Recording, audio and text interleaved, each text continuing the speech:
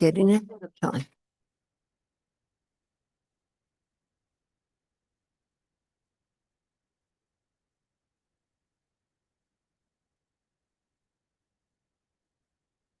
We are live. Now we'll try this again. Good evening and welcome to this meeting of the Historic Districts Review Board. Today we are October 28th, 2025. May we have a roll call, please? Madam Chair Rios, Here. Vice Chair Bienvenu, Excused. Member Cherry, Present. Member Degnan, Present. Member Aguilar Madrano, here. Member Mather, Excused. Member Beechhead, here. Madam Chair, you have a quorum. Thank you very much. Are there any changes to this evening's agenda? If so, please state them now. Yes, Chair Rios. Under all business, item A, 2025-010-873 HCRB, 219 and 219A Washington Avenue has been postponed. And let's see. Also, item E under new business for 456 Camino Don Miguel that has been withdrawn. Also, item F, 1020 Camino San Acacio has been withdrawn. And item J is now going to be item E under new business. Thank you very much. With these changes being made, is there a motion to approve? Please, board members. Degnan, move approval. Aguilar Madrano seconds. All those in favor say aye. Aye. Opposed, say no. Thank you. We have two sets of minutes, August the 26th, 2025, and September the 9th, 2025. Changes to any of these, either one of these? Staff or board? It appears not. Is there a motion to approve both of these? Aguilar Madrano so moves. Degnan, second. All those in favor say aye, Aye. and opposed say no. And we have one findings of fact and conclusions of law, and that is for a project at 423A West San Francisco Street. Any changes? This particular finding and conclusion? No? Motion, please. Beechhead moves to approve the findings of fact and conclusions of law for case number 2025-010102 HDRB.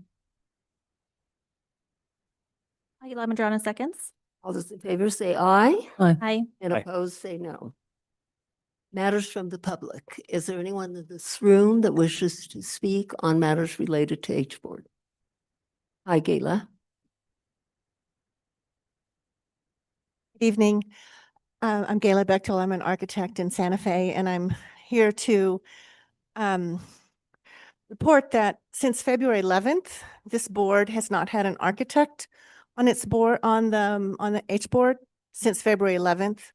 I looked up the definitions of architect and landscape architect in chapter 14, and indeed they're separate definitions. A landscape architect is not an architect, and an architect is not a landscape architect. And an architect is what is required to be on this board. Thank you. Thank you very much. Anyone else in this room wishing to come forward at this time? No? Yes, Heather. Thank you, Chair. I just wanted to note that we have forwarded some names to the mayor's office and no appointment has been made as of yet. Thank you for that. Is there anyone online that wishes to speak at this time?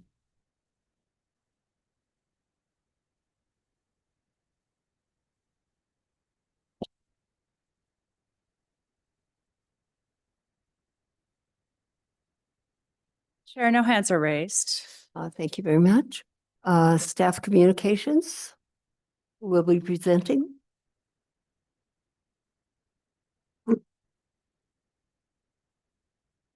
So staff communications, we do have 715 Camino Alejo for a information only for the Botanical Park. And there are just a couple of announcements. The phase one of the Land Development Code has been forwarded by all boards and commissions to the governing body. So that hearing will happen November 19th at 5 PM. It will probably be a little later in the evening, but the hearing will start at 5 PM. And there are a couple of counselors who are interested in making the changes that the H board requested. And so we're working on supplemental information to the council to make those changes that were requested by member John B. and Manu, as well as the entire board by nature of their of your motion. So, but at this point, looks like we're heading for November 19th, an adoption hearing, and we'll keep you apprised. November 18th is your next hearing. We'll definitely make an announcement or reminder then. And then as soon as we have the updated paperwork in terms of the memo, we will share that with you via email. Thank you for that information, Heather. And anything further? So we will go forward in reference to 715 Camino Lejo.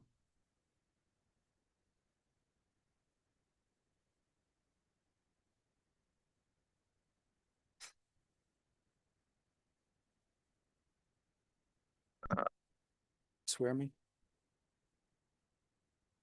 Madam Chair, members of the board, good afternoon still. My name is Matthew O'Reilly. I am the Director of Real Estate, the New Mexico Department of Cultural Affairs. I represent the state of New Mexico, the Board of Regents, the Museum of New Mexico in this matter. I want to thank you for having us here tonight and for allowing us to present along with our tenant, the Santa Fe Botanical Garden, again this evening. Here tonight with me is Dr. David Young, the Executive Director of Santa Fe Garden, and Mr. Philip Weedle, the project architect. The presentation this evening will be the fourth meeting between the state and the city on this topic, including 2 HDRB public meetings, including this one, and 2 meetings with the HDRB's subcommittee members. As an aside, I'd just like to thank the city's land use director and the staff of our historic preservation division for their assistance in this process. As you are all aware, the proposed project presented to you again tonight will be constructed using state funds on state property, and the building constructed will be owned by the state. The state of New Mexico is in favor of this project as presented in both its form and its function, and supports the design iteration of the building as developed through this collaborative process with the city, with state law.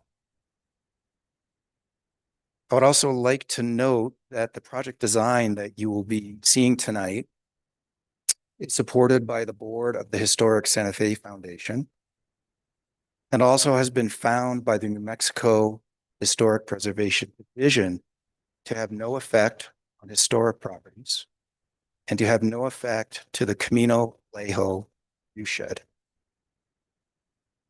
Madam Chair, with your permission, Mr. Philip Weedle, the project architect, will now again present the project to you and explain the modifications made to the design in response to the input received from board members and from city staff. Thank you. Thank you very much. Madam Chair, members of the board, it's my presentation. It's connected here, but IT, please, have the presentation.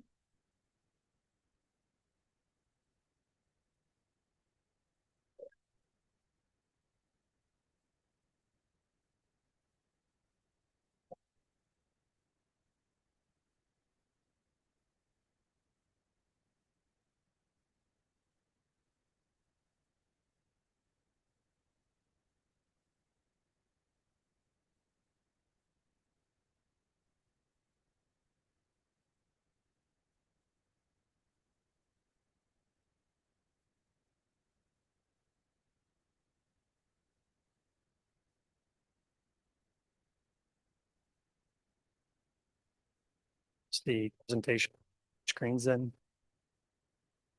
Okay.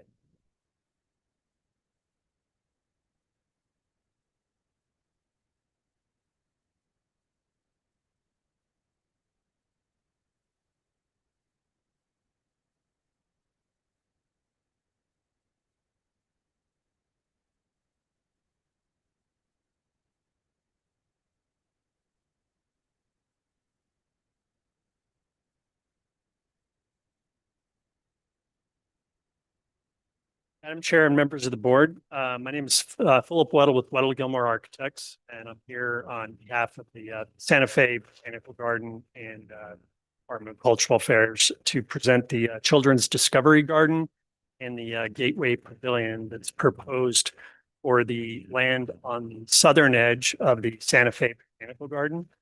The goal of the Children's Discovery Garden is to develop a space for passive and active experiential education and an outdoor natural learning environment.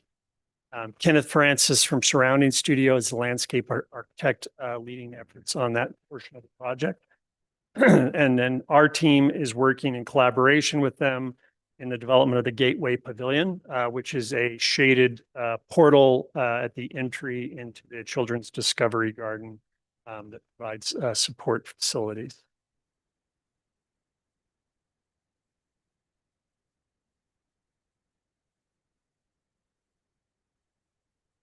The existing site context. The existing site context, as you can see from Camino Lejo, there's existing pinyon juniper woodland landscape in the area, and there's a ground-mounted photovoltaic array, which is essentially where the Gateway Pavilion is proposed to be located. This shows the views into the site from the public way. The existing site plan, we have the existing parking is the area to the north, labeled number 2. The existing visitor center entry building is labeled number 1. And then the orchard gardens, which is the original part of the garden. The solar array that we were seeing in the site context photographs is labeled number 6 on this diagram, just for reference. We have a existing service path to the north of that existing kind of maintenance building, which is labeled number 5 on this diagram.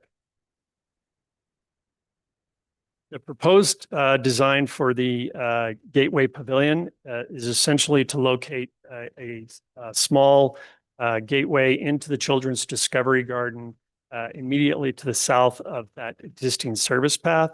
And then the Children's Discovery Garden is located to the south of that. As I mentioned, the Children's Discovery Garden includes a series of exploration loop trails that'll have interactive play features, including a range of educational themes. In addition, it has kind of a central interpretive feature that is a interpretive acequia element just to the south of the Gateway Pavilion. Both the architectural elements and the paths and interpretive elements are largely working around the existing pinyon juniper trees, preserving the majority of them in place. The proposed floor plan shows the kind of mass 2-foot thick walls of the Gateway Pavilion. We have the kind of main gateway plaza, which is the central shaded gathering space that provides a shaded seating area for educational programs and visitors. To the right, there is a mural art wall. And then in the center is a water harvesting element that is capturing roof rainwater and storing that in a cistern. That's kind of a central educational feature within the Gateway Pavilion. And then we have the restroom facilities on the east side. So we wanted to briefly run through the original proposal that was presented back on August 12th, just for context, so we can kind of talk about the modifications that were made in the design since that original process. So in the original design proposal, we had proposed a material palette that included moss rock masonry, as well as smooth integrally colored stucco and weathered steel Ramada and wall panels. The original elevations that were presented back in August, seeing the kind of stucco on the east and the west elevations, the moss rock masonry on the north and south with the weathered steel panels with the kind of Ramada roof form, and some of the 3D perspectives of that from the entry within the kind of gateway pavilion itself, and then from the south looking back across the Acequia interpretive element. So since that time, just again to kind of recap some of the process we've been through over the last few months, which began back in June. We submitted our original presentation in July and presented it at the August 12th hearing. Since that time, as Matt mentioned, we've had multiple collaboration meetings with staff and with subcommittee from this board. I think some of the key feedback that we've received that we've tried to take into consideration in the revised design. I think number one, the discussion about wall materials and that stucco and stone being allowable, but the metal wall panels were not allowable within the district standards. The kind of reinforcing the color with the earth tone stucco and the natural stone. Wall dominated, massive walls, and then the discussion about solar energy and how we can kind of include solar energy, but look for opportunities to try to screen that with parapet and also integrating it into the roof pitch. So all of those items are items we've tried to take into consideration with the revision that we're going to run through. So the revised design, we have proposed the material palette would include the moss rock stone masonry and the integrally colored stucco. We've removed the weathered steel panels from the project to try and be conforming with the district standards. And then the exterior elevations that you see here, if you look at the overall exterior envelope of the structure, we are currently at 68% stucco finish and 32% of the moss rock masonry. The east elevation in particular, which is the elevation that faces Camino Lejo, is 80% stucco and 20% moss rock masonry. And I'll just quickly run through kind of elevation by elevation so you can see the comparison between what was proposed originally and the revised proposal. So the east elevation that faces Camino Lejo, again, we removed the weathered steel panel and extended the parapet up to conceal the roof form on that east elevation. In addition to that, we did look at extending a band of moss rock masonry across the bottom to really kind of emphasize the mass wall construction. On the north elevation, so the upper elevation is the original proposal and the lower elevation is the revised proposal. So again, we've eliminated the metal panel and we've integrated stucco into the north facade and also created a parapet condition that will screen the solar panel on that north facade. Additionally, we have looked at raising the sill of the windows to reinforce the kind of wall dominant design. So the bottom sill of the windows has been raised up so that the wall extends all the way across, again, just to try to emphasize the wall dominance of the design. And then it's the same on the south facade. For both the north and south facade, we have retained the slope in the parapet for two reasons that we wanted to talk about. Number one has to do with the photovoltaic array. We are trying to screen the photovoltaic array, but also not shade the panels, which reduces the energy production. We are really working to try and maximize the amount of renewable energy that we can generate with this. So the solar panels are integrated into the slope of the roof form as is provided by in the district standards, and we're just kind of following that with the parapet configuration. In addition to that, one of the main kind of educational features of this structure is the water harvesting component. Given the 20-year drought that we're all facing, we feel like that's a really important message to teach children and families that are coming to visit the garden.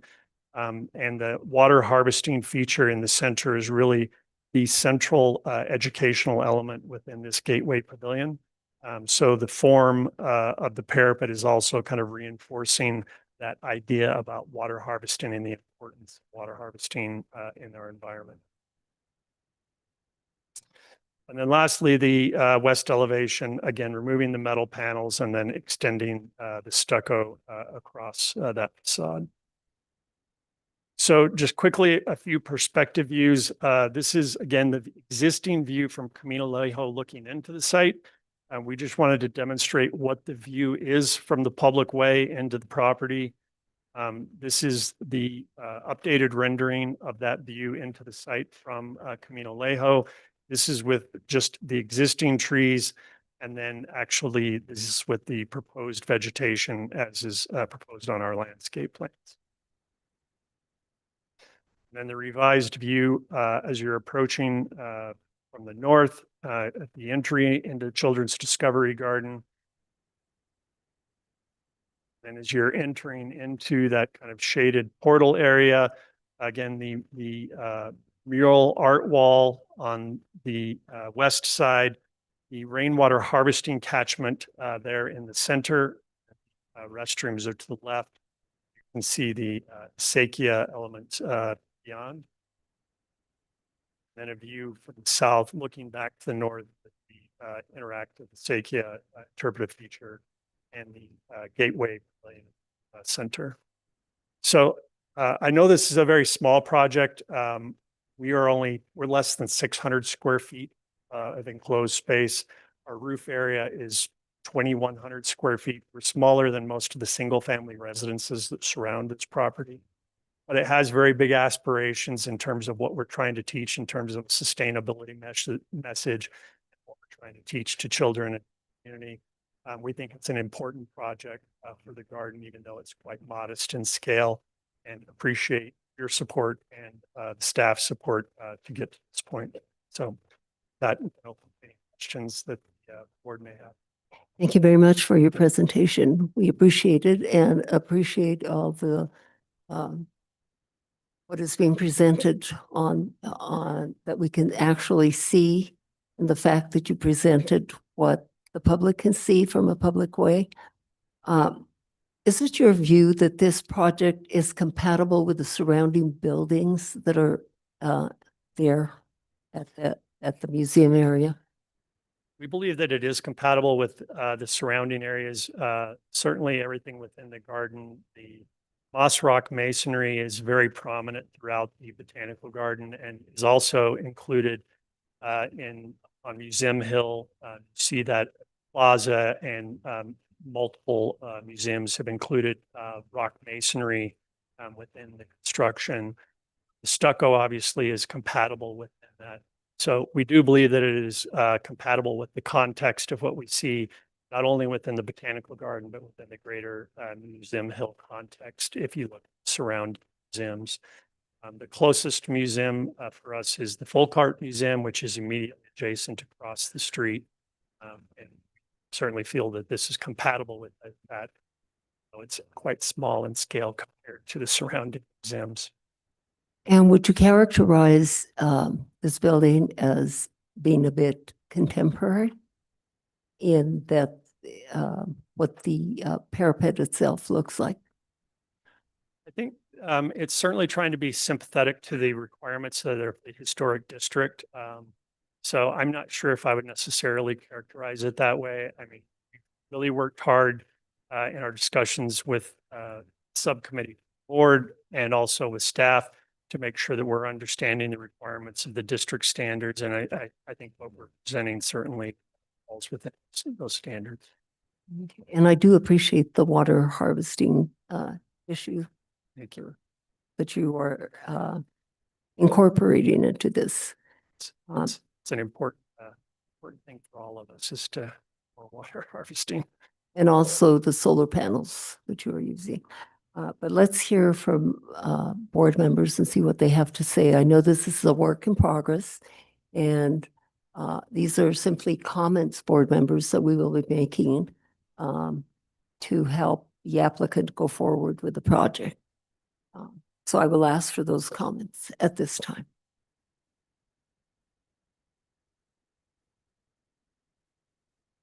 Member Beechey? Thank you, Madam Chair. Yeah, just, was supportive of the project the first time we saw it, but I appreciate the effort to take into account some of the concerns of this board. I think it's a great project. I think it definitely fits the function of the museum and the mission.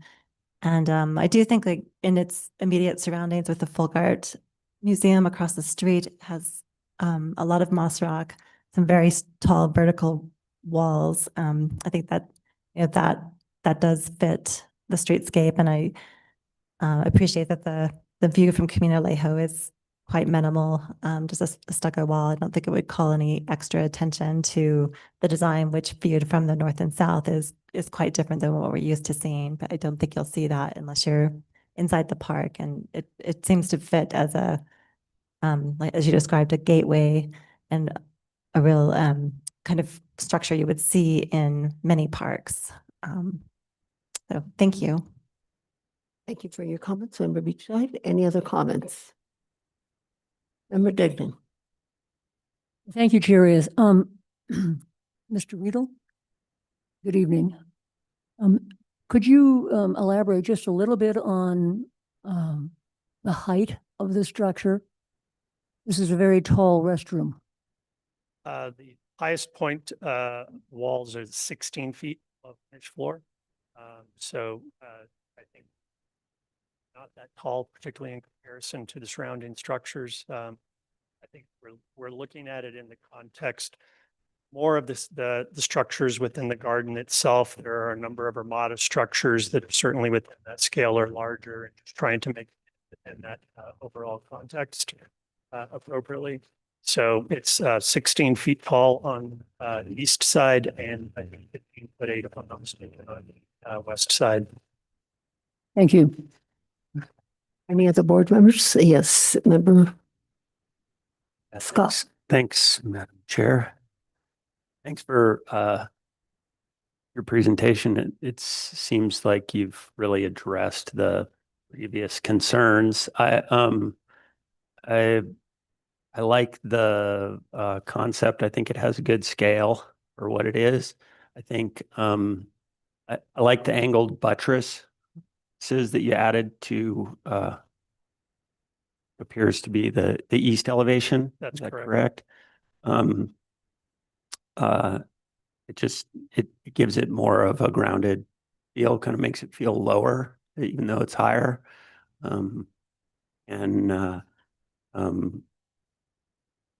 I appreciate that the roof solution, I guess I would call it, that you made, even though I think in another context, the other roof design could be quite nice as well. Sure. And then I'm curious, I also appreciate the concealment of the solar panel, but do appreciate the wanting to keep it at maximum performance value, and was curious too if you also, even though it's against sort of what Historic's trying to do, which is conceal it, but in this particular architecture, it seems like it might be a type of building where you would want to show, with water harvesting, we've got that as well as solar. So Certainly something we could consider, but I think one of the things about if you're suggesting something that's more of a faceted solar array, which is quite common, you quite often in that configuration start getting into self-shading situations. So we feel like that the best way for us to maximize the renewable energy capacity, we're actually looking at a racking system that can clip directly to the standing seam metal roof.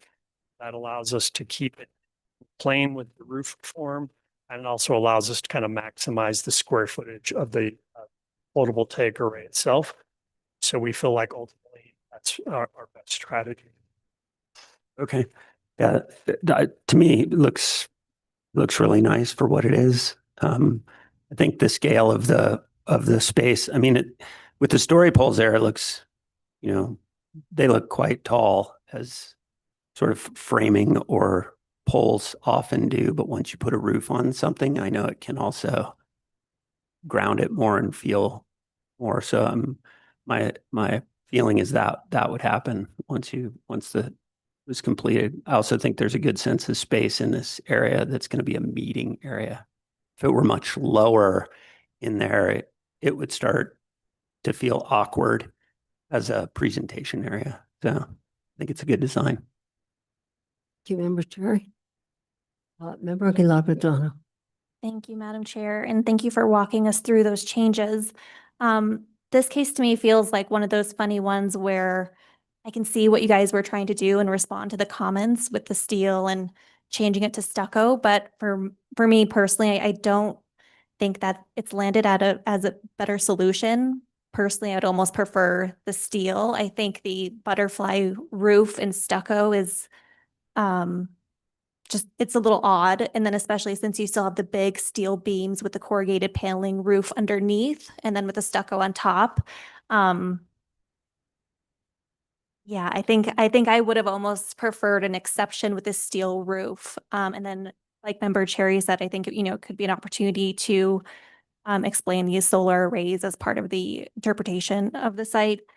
With either design, though, I think we're still going to run into the issue of needing an exception for the wall materials because it does specifically say that the massive walls look of adobe construction, not stone. And also just wondering if you considered, you've made, I think, a great effort, you and the team, to integrate and showcase traditional methods like the demonstration acequia. And I'm just curious, did you think about the opportunity to use true adobe for the walls and adobe blocks, and even showcasing that in a window as another way to incorporate that into the interpretation of New Mexico design? And I do like that you guys raised the windows off the ground. I think that helped a lot with that, the massing. And that's all I have for now. But in general, I like the scale of it. And I think it's in a good direction. I just don't know where we land with the steel and wall material. Board members, thank you very much for your comments. And as I indicated, this is a work in progress. So what is your timeline? We are trying to move forward as quickly as acceptable for everyone. Obviously, we know we have to go through this design collaboration process, but the intent of this was to move forward as rapidly as possible. We have state funding that has time limits on it. It's a desire by both the garden and the state and this project forward as expeditiously as possible. Right, because when they're capital outlay projects, then you do have a time frame, and Exactly. there's specifics that that you have to meet, and that obviously will cooperate with you on those. Speak to. So yes, Heather. Thank you, Chair. So with reference to those capital outlay projects, the process is such that the HDRB provides provides comments on the application. If there's a disagreement, and in the case of exceptions, we don't do that with state projects. So that's a tool that we use for our typical private projects. So unless there's a disagreement about the design, then there is no need to invoke the next stage of establishing a state local committee. Okay. So at this point, it would be the board's jurisdiction to determine whether the design can proceed forward as is, or whether that state local committee needs to be formed. Well, it appears it appears by the comments that were made this evening that there is a discrepancy in reference to the project this evening with board members. And this evening, I know that we're not going to make a motion on this, that you're simply taking comments from the board. But I always feel that it's important to hear from the public because this is our city, and I always feel that sometimes the public even might have important comments to make that you might take into consideration. Is there anyone here this evening that wishes to comment on this project? If so, please come forward at this time.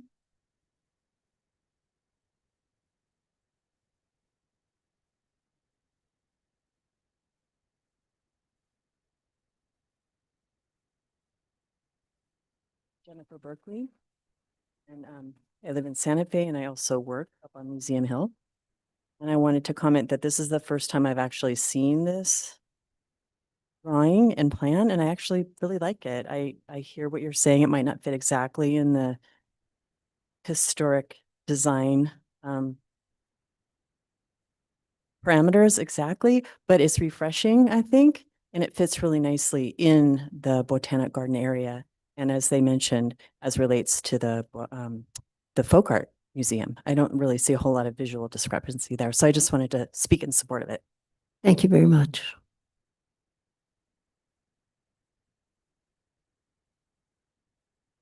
Thank you, Madam Chair, board members. I really appreciate the steps that have been taken by the applicant to soften the building, such as raising the windows above quite a bit and bringing stucco in as a dominating feature. I do think that the stacked stone is a little out of place up there, but be that as it may, it's kind of a natural material. Stuccoing over the structural steel is an admirable attempt at, again, softening the building. But I'm still really thrown by the wings as they have been described, the winged parapet. And basically, I think that wing design is a hangover from the fact that it is structural steel. And it screams modernism to me. I'm being blunt here, excuse me. And I wonder if the applicant would consider, rather than breaking an angle of that roof, to go with a shed roof. Because when people see a shed roof in New Mexico, they know it's a shed roof. They know it might be quasi vernacular building. It wasn't built by architects trying to push modernism into the neighborhood. That's all. Thank you very much. Thank you very much. Anyone else in this room wishing to comment on this particular project? Is there anyone on Zoom? Anyone online?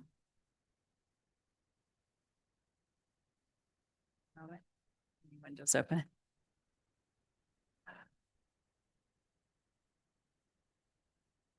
No hands are raised, Chair. Thank you very much. Yes, Mr. O'Reilly.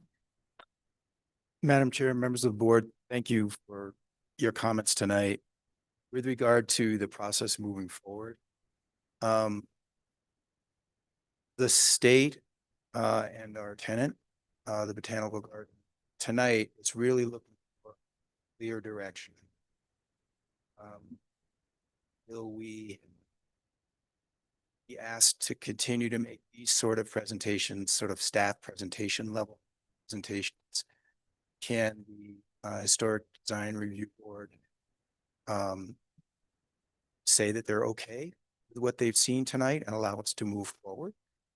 Or are we talking about coming back for an actual public hearing where the HDRB will take a vote? So one way or the other, we need that kind of direction because, as you can imagine, it's time is wasting. There's state capital outlay in play, and it's quite expensive for the architect to continue to come by without some clear direction. So anything the board can do in that regard would be greatly appreciated. Thank you very much. I was wondering if it would be appropriate if staff has any comments to make in reference to this particular project. Thank you, Chair. So I was, one of the windows that were open was the code. And with reference to the historic review, historic district standards, staff finds that those standards have been complied with because of the different roof shapes are permitted in the historic review district as long as they are concealed from public view, which in this particular case, you see essentially the rear of the building and you don't see the roof shape or form. When we had our subcommittee, I believe the applicant said that there was concern. We brought up the issue of the shed roof and functionally it would not work. And so within the framework of the historic review, historic district standards and the context of, moss rock and stone being used on other buildings in the Museum Hill development, and staff finds that it does meet the historic review district standards. And in this particular case, it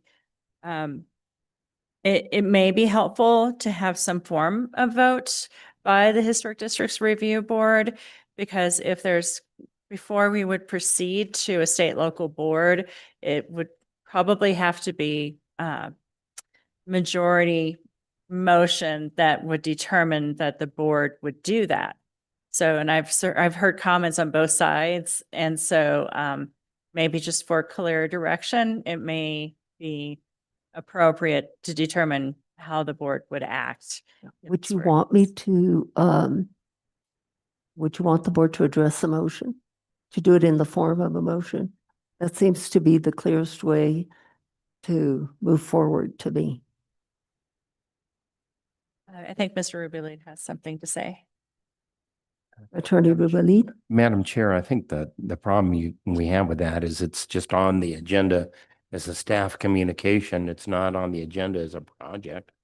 I don't think you can vote on it tonight because it actually, that would be inconsistent with the Open Meetings Act.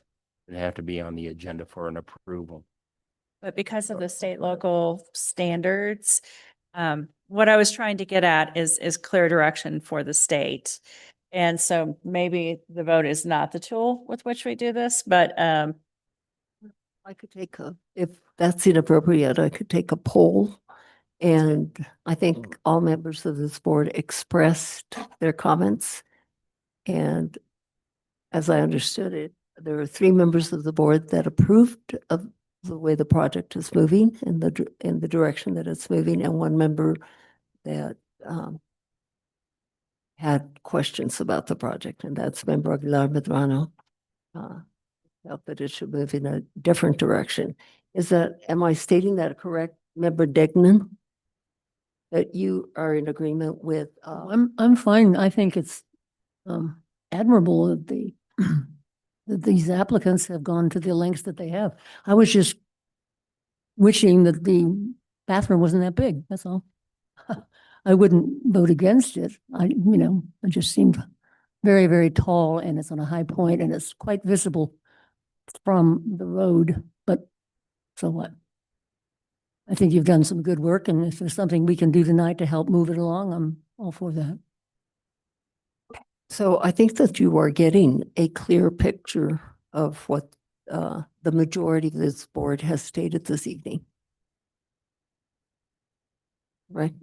Yes, Member Beecham. Thank you, Madam Chair. Just in an effort to try to clear up what may be a perceived inconsistency with the board, I don't have any objection to the steel use of steel on the roof, the butterfly roof. I think the butterfly roof is obviously a deliberate design element intended to demonstrate the importance of sustainable garden practices. So I don't have any issue with the shape of the roof, and also would leave the choice of material to the applicant. I would support either steel or stucco. And so I agree with Member Aguilar Medrano on that point. I don't think we're at odds with respect to the material. So I do believe that do you feel Mr. O'Reilly, that you got a clear picture of what this board represents this evening? I feel, Madam Chair, members of the board, I do now. And I think if perhaps staff could follow up with some sort of letter summarizing what's been said tonight, that would satisfy the state in terms of its ability to move forward and understanding the wishes of the board. Okay. Thank you. Thank you all. And good luck with this project. And I will follow up with a letter. Thank you, Director. And I guess it will not be, or will it be necessary for the subcommittee that was formed here, 2 members of this board to continue meeting with the group?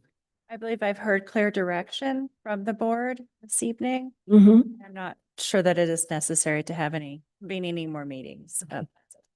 Thank you. I suppose if you run into any kind of problem, or if you need that subcommittee, that you can communicate with Heather, and the subcommittee will be available to you.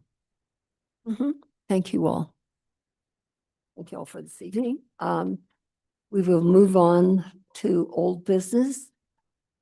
I do want to say that if when you're presenting a case, applicants, if you disagree with the decision that this board makes this evening, you do have the option to appeal. And that appeal would be to the city council. And you do have to meet time constraints, so it's important for you to communicate with staff so that you meet those time constraints. Okay? So thanks. The case under old business that we're going to hear this evening is located at 439 Camino del Montesol. And is the applicant here?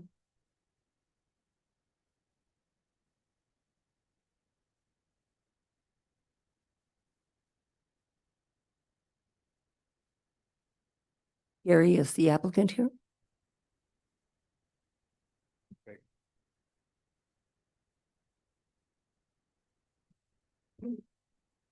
Isn't It's that a Craig pleasure, Hoops?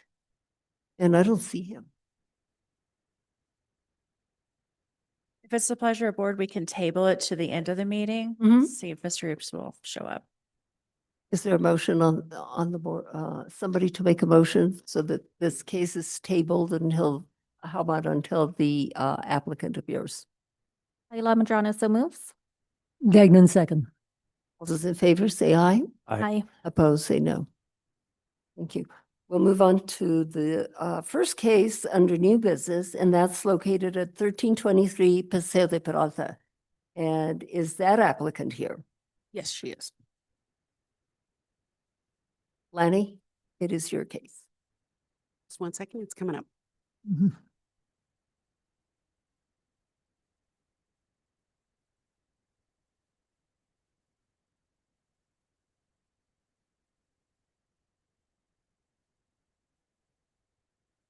Can we put the presentation up? Thank you. Okay.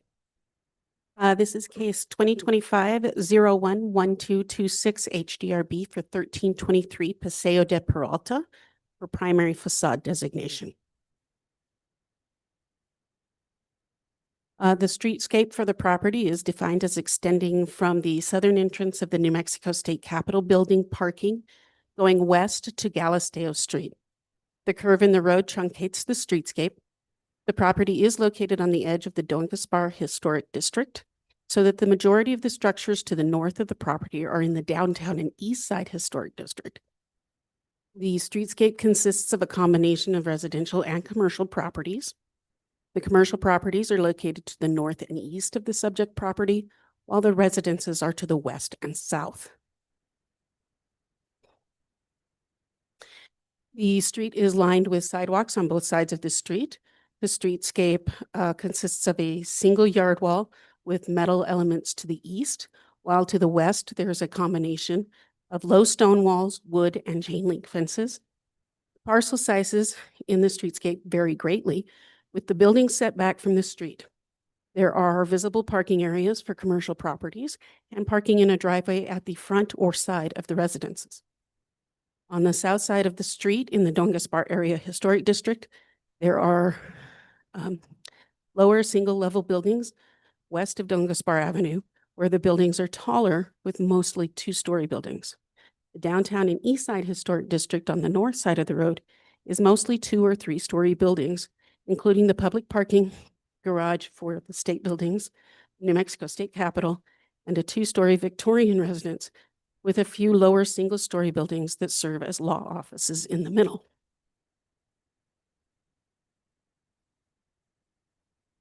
The commercial property at 1323 Paseo de Peralta is somewhat triangular in shape and is sandwiched between the Acequia de los Pinos to the south and Paseo de Peralta to the north and west. The property consists of 0.2956 acres with a contributing building in the Don Gaspar Area Historic District. The primary facades for the building have not yet been designated. The lot has retaining walls consisting of railroad ties and stone walls along the east and north lot lines at the sidewalks. A low yard wall capped with flagstones sits at the northwest property edge, and a 6-foot-high coyote fence encloses the southern portion of the property. At the far east lot line is a wood fence with shrubbery blocking the view of the fence from the west. The parking area is on the northeastern and eastern portion of the lot. While it is accessed from the driveway on the north side of the building, there is a small monument sign on the east side of the driveway.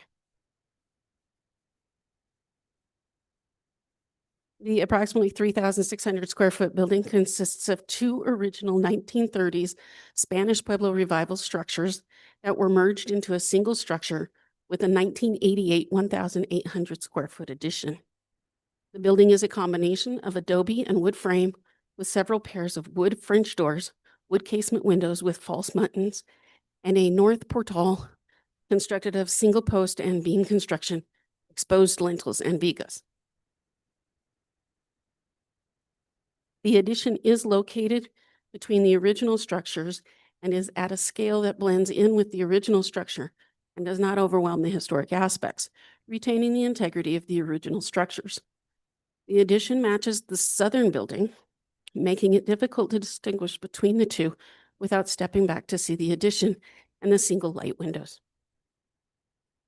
To the south is a second original structure, which houses larger vigas in the western wall and a southern portal to complement the northern portal. The original portions of the structure have slight undulation to their parapets, where the addition does not. The property received archaeological clearance in 1989. There is a note in the HCPI of a 1990s addition. There's also a note regarding a 1988 case, which was located. However, there's no previous cases on file. It is presumed that the 1988 and 1990s additions are the same addition, since there's only one addition on the building.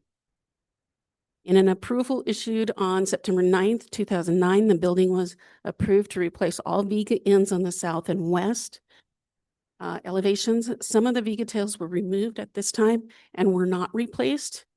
In an approval issued on February 21st, 2001, the property was approved to have signs. The applicant requests primary facade designation of the contributing building. This drawing will show you the original 2 structures versus the new addition. Staff is recommending the historic status of the structure be maintained as contributing and recommends the north facades, including the portal facades F1, F2, and F3. The east facade, known as F4, which are part of the first original structure.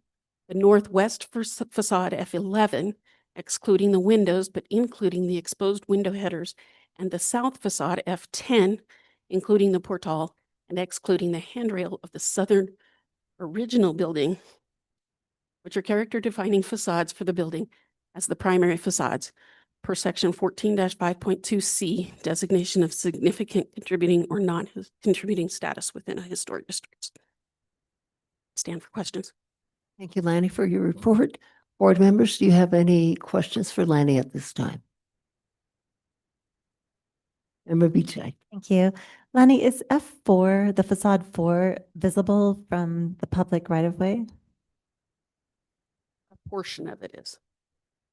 There's actually a fence that truncates it. Okay, thank you. Any other questions, board members, at this time? Anyone in this room wishing to comment in reference to this particular case? Oh, excuse me. No, the applicant. How about the applicant? A very important person to comment. Apologies to you. Will you please raise your right hand, state your name and address for the record? And You- is that mic on? Or just bring it right up to your mouth, Should I do that again? please? Jennifer Salambini, 125 Lincoln Avenue. Do you solemnly declare and affirm that the testimony you have in reference to this item shall be the truth and nothing but the truth, and do this under the penalties of perjury? Yes. Thank you, Madam Chair. She's been sworn in. Thank you very much. And sorry about that. You heard staff's recommendations. Do you, the building is already contributing. Do you agree with the primary facades that she has indicated? Yes. And you do. And do you have anything further to add? No, I support staff's decision and we will work towards, making the necessary adjustments to maintain the materials and finishes consistent with the district standards. Thank you very much. Board members, anyone? Do you have questions for the applicant? No questions? Now I can ask if anybody wants to speak on this project. Anyone here? Nope. And anyone online? No hands are raised, Chair Rios. Thank you. Motion, please. I will entertain a Make a motion. motion. Motion Degnan or Member Cherry. Yeah.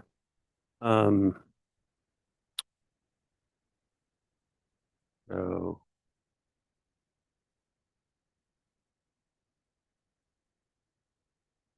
in case 2025-01-226 HRB 1323 Paseo de Peralta, I would move to maintain the contributing status with the facades of F1, F3, F4, F14, excluding the air conditioning unit, F11,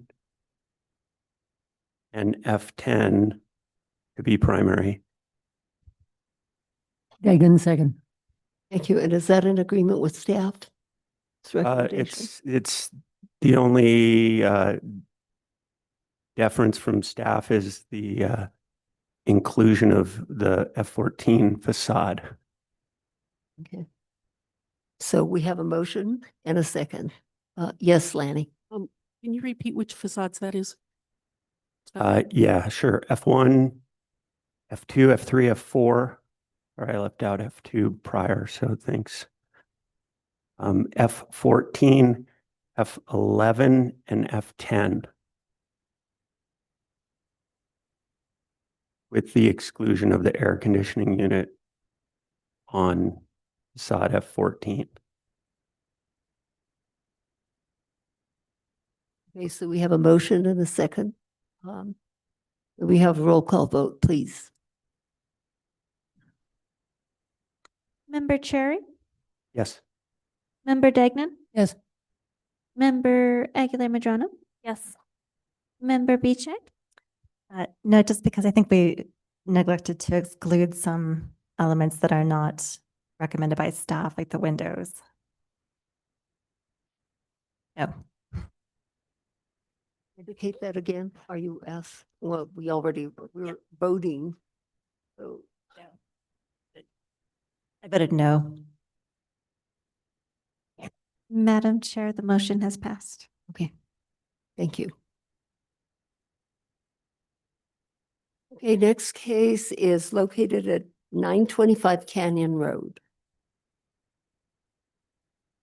And Lanny, that is your case as well.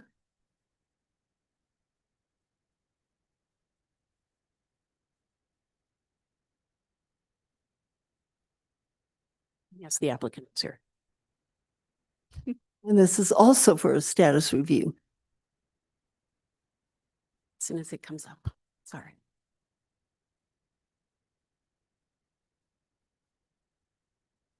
So this is case 2025-011227 HDRB at 925 Canyon Road for a status review with primary facade designation if applicable. The streetscape for the property is defined as extending from the intersection at Acequia Madre to just past Palace, approximately halfway to Camino del Monte Sol. The streetscape consists of a park and a combination of residential and commercial properties. The street has a sidewalk on the north side of the road at the eastern end and a walking path at the side of the road through the remaining streetscape. There is no walking area on the south side of the road. Fencing is a combination of styles with a wood fence at the park, rock walls, stucco walls, combinations of stone and stucco, wire and non-stuccoed CMU walls, coyote fencing, and some walls with latias on top. There are some taller walls and fences ranging between 87 and 188 inches in height, as well as some very low walls and fences at 35 to 40 inches, so that the street average is 60 inches. The lots in the streetscape vary in size. Buildings are set back from the street by 3 to 10 feet, with most of them within 5 feet of the street. There are commercial structures located at the western end of the streetscape, with the residential at the eastern end and central. The south side of the road is mostly Spanish Pueblo Revival style buildings with a few territorial styles. The north side is characterized by primarily vernacular buildings with a few pitched roofs and a few Spanish Pueblo Revival style. The residence at 925 Canyon Road is a non-contributing vernacular style two-story structure in the downtown and east side historic district. The 1,558 square foot home that was constructed sometime between 1950 and 1958 is located on 0.203 acres. The residence sits at the front of the lot and faces south. The residence is constructed of a combination of concrete block and adobe with block massing, crisp edges, a pronounced seamed metal fascia, deep inset windows, which are mostly aluminum slider windows, 3 exterior single leaf doors, and a flat asphalt roof. The north elevation holds the two-story portion of the structure, as this is the lower portion of the sloped lot, which was constructed sometime between 1958 and 1966. The north elevation houses various sized windows and a small entry door, and the early 1970s laundry room addition at the northwest corner. The east elevation houses aluminum sliding windows, except for the one steel casement in the basement.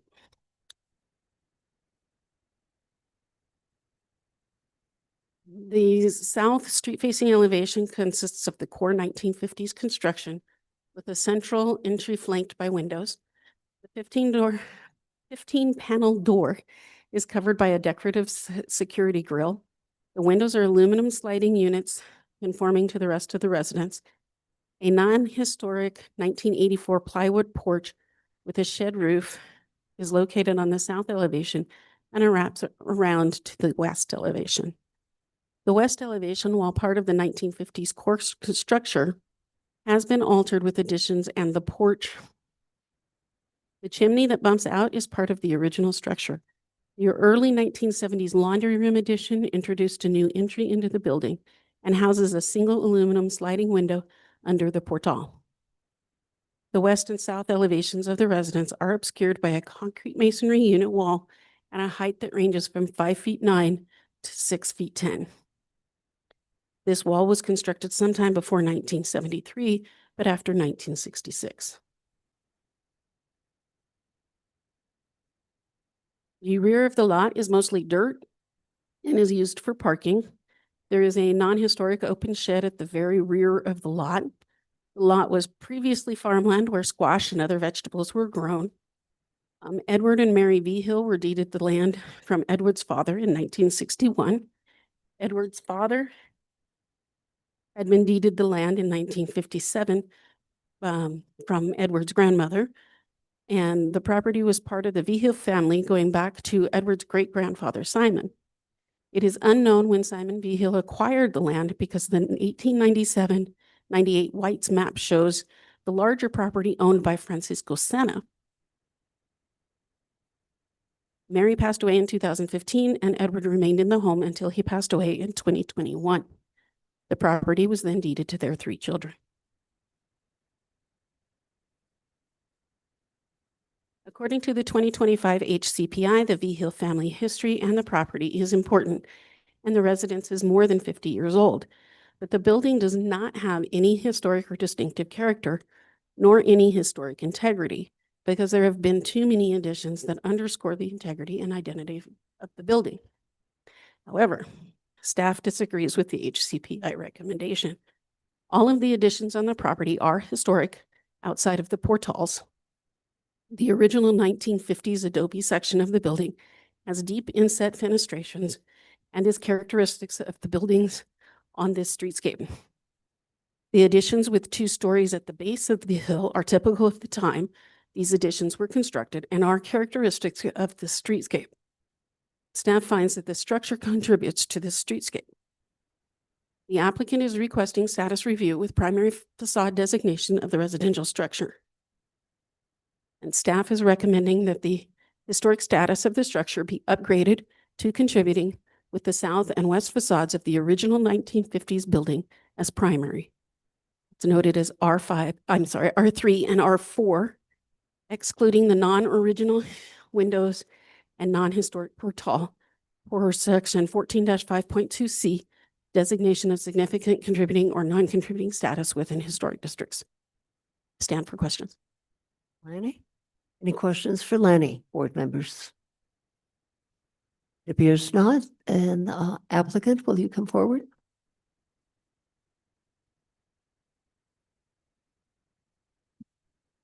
Will you please raise your right hand, state your name and address for the record? Ray Jordan, 1227 Palace Avenue, W. Do you solemnly declare and affirm that the testimony you have in reference to this item shall be the truth and nothing but the truth, and do this under the penalties of perjury? Yes, I do. Thank you. Madam Chair, he's been sworn in. Mr. Jordan, it's nice to see you. We haven't seen you in a while. And what do you have to tell us this evening? I thought the historic survey that was commissioned was very thorough. For as long as I've been doing this and as long as you all have had to look at me all these years, I've never gone through this process. I would be baffled to understand how this vernacular structure contributes to the character of the district as outlined in the ordinances. But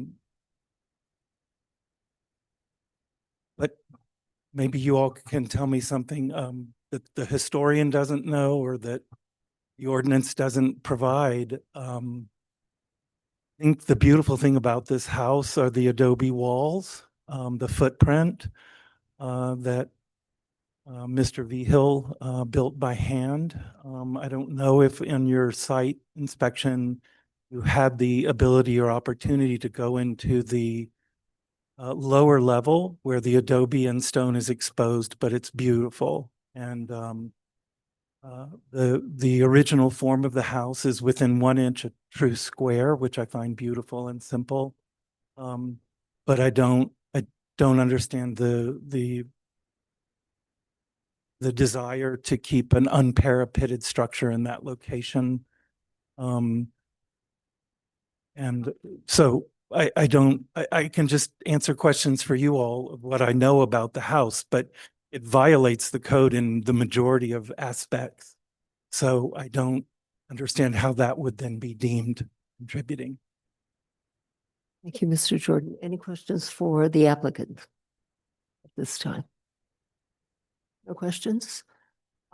Anyone from the public wishing to comment? Come forward, please.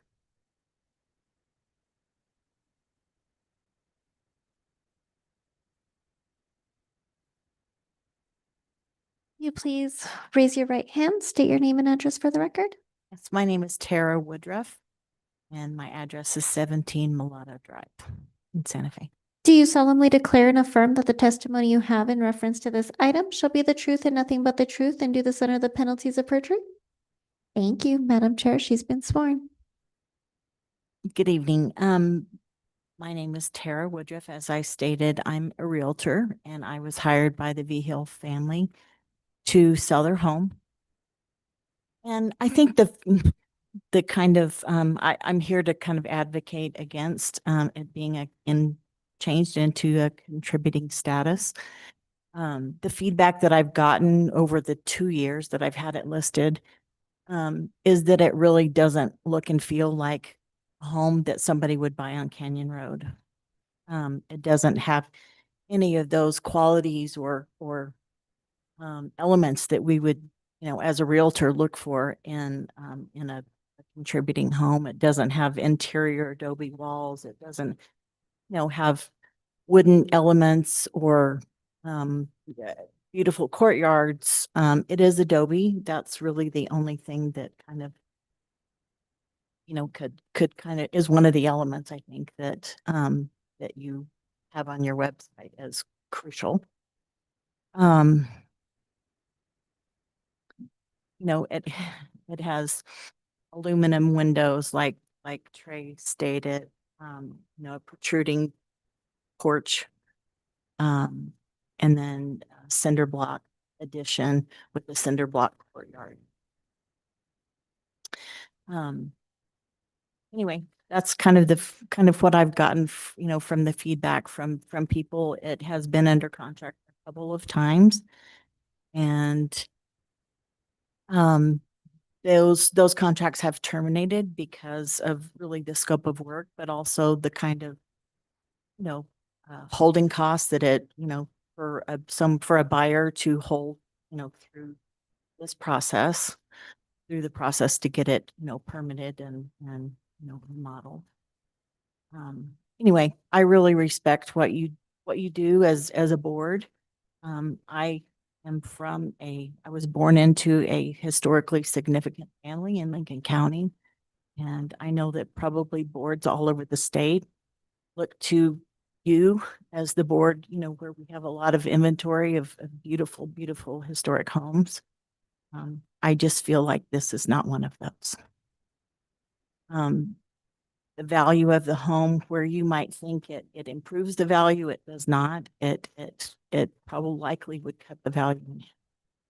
And to me, that just seems cruel at this time to do that to this family. Thank you for your comments. Is there anyone else in this room that wishes to comment on this particular project? No one. Board members, do you have questions or comments? Yes, Member Beach. Thank you, Madam Chair. I don't have any questions in particular, but I do just want to say that I agree with the HICP evaluation that was performed recently by John Murphy, and agree with the applicant that this is not a building that should be considered contributing to the surrounding streetscape. I mean, what we see mostly is a very tall CMU brick wall. It approaches 7 feet in some places, I believe. I mean, that is also older than 50 years old. That is not something that this board normally looks to as a characteristic that should be retained. I think that the 2 facades that staff's recommending as primary are obscured by new addition portals or porches that, according to the HICP, sort of underscore that it has no sort of real stylistic identity anymore. That those changes, possibly if they were reversed, it would be different, but they are not at this point. And then I guess I just would be curious to know if the current owners are related to the V Hills that's described in this report. Yes, they are. They grew up in the house.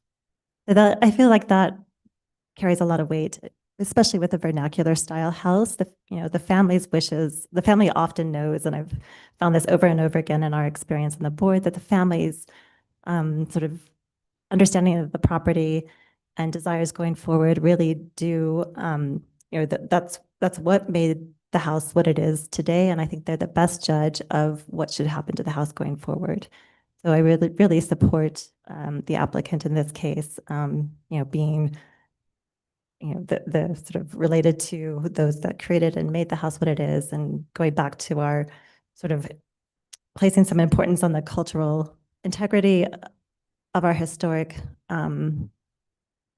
properties it's not just design, it's related to the people that live there. So in this case, I disagree with staff and would recommend that this house remain non-contributing. Thank you for your comments. Yes, Member Cherry. I just had a question for staff regarding the reasoning. Lanny, what are the main reasons for those two facades, for the contributing recommendation and those two facades being primary? The reason for the primaries is those are part of the core building from the 1950s. So they show the actual historic building. And as we stated in the staff report, the reason for the contributing is because it has the deep inset fenestrations. It's characteristic of the building in the streetscape. The additions are historic. They are characteristic of the other buildings on the street. Thanks. Board members, any other questions or comments? Please indicate them now.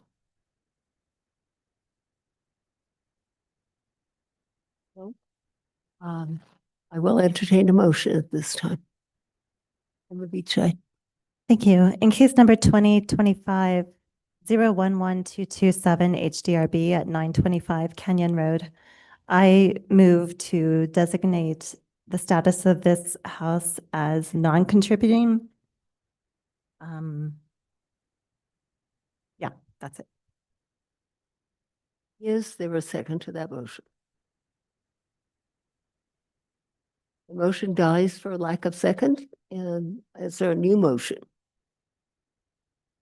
Madam Chair, I was actually going to second. I was just slow to button. Is it too late? It didn't die. Member Beachai made a motion to make this non-contributing, and Member Aguilar Medrano supported the motion. Anything else to add? Nothing else? May we have a roll call vote, please? Member Cherry, I'm going to abstain. Member Dagnan, No. Member Aguilar Medrano, Yes. Member Beachai. Yes. You have a tie. Right? That is, Motion passes. My apologies, the motion passes. with 2 votes, the motion passes. Madam Chair, yes, the motion passes because Member Cherry's abstention, he does not count as a member present for the quotient in deciding whether there is a majority in favor. So there you go. Thank you. Thank you. And Madam Chair, because you are required to abstain, you are not counted as a member present. The vote is taken among the 3 members who voted. I mean, that the equation is decided according to the members who voted. Thank you for the explanation, Attorney Ubali. And we go now to 927 Canyon Road. And Lanny, you seem to be the person that's presenting all these cases. I have 1 or 2 tonight. Just waiting for it to come up.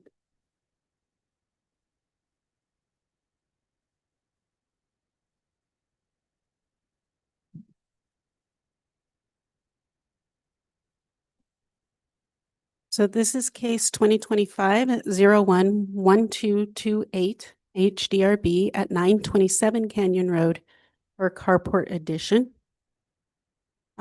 This streetscape is identical to the previous case. Would you like me to repeat it or should I move forward? Move forward. Fantastic, thank you. Included as part of the record.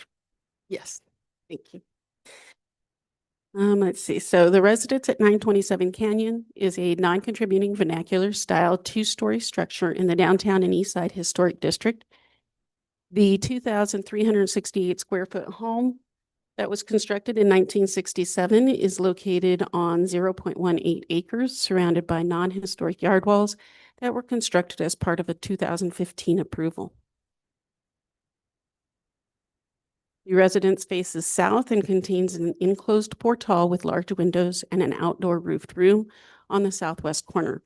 The east elevation has the primary entrance with side lights on either side of the door. Each window varies in size. The eastern elevation is under a portal. The north elevation has the second floor with massing with various windows. The only two matching windows on this facade are the upper floor on either side of the chimney bump out on the eastern end. The residence is stuccoed in Parex Buffalo, which is a light tan. The windows are trimmed in beige, and the wood stain on the property is a light walnut color. In case H15086, the residence was approved for demolition of the portals and construction of new entry portals on the east facade wrapping around to the south. The applicant is proposing to construct a 576 square foot carport addition to a height of 10 feet, where the maximum allowable is 18.1. The carport will be located on the existing concrete parking pad and attached to the existing non-historic north portal roof on the southeast corner and will be open on all four sides. The framing will be painted light brown and the roof will be TPO in a tan color. Per the discussion at the field trip, staff will point out that the lower portion of the roof to the parking pad is at 7 feet 6 inches. The remaining 2 feet 6 inches of the 10 feet height is the roof structure. So the story poles that were on site would be at the lower portion of the roof. Staff is recommending approval of the proposed project and finds that the application complies with section 14-5.2D, general design standards for all historic districts, and 14-5.2E for downtown and east side design standards. Stand for questions. Thank you, Lanny. Questions, board members? Member Cherry. So I'm looking at, I don't know if, I'm looking at, I think I'm looking at the same thing there. So is the, understand it says that material's wood that we're going to be looking at. Is that just like a 2x12 or what?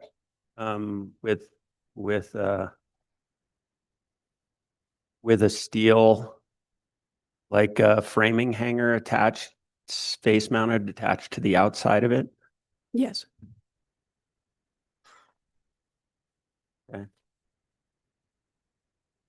And the ceiling material is what material? Ceiling itself would be wood. Plywood or what kind of wood? I believe it's OSB is what he's planning. Okay, so so it'll be basically the finished look will be a rough frame structure with OSB ceiling material visible from underneath. That is my understanding, yes. Okay, I guess I'm a little confused on how that complies with the district standards of. And you can also verify that with the applicant, because it seemed like Lanny wasn't quite positive of that. Is that correct? Well, I guess. That's my understanding from the drawings, but you may want clarification from. Oh, of what the types of materials are. Yes. Okay. If it were OSB, visible OSB from the underside and just raw framing lumber, would that comply with the district standards in staff's opinion? As a frame, I mean, there's some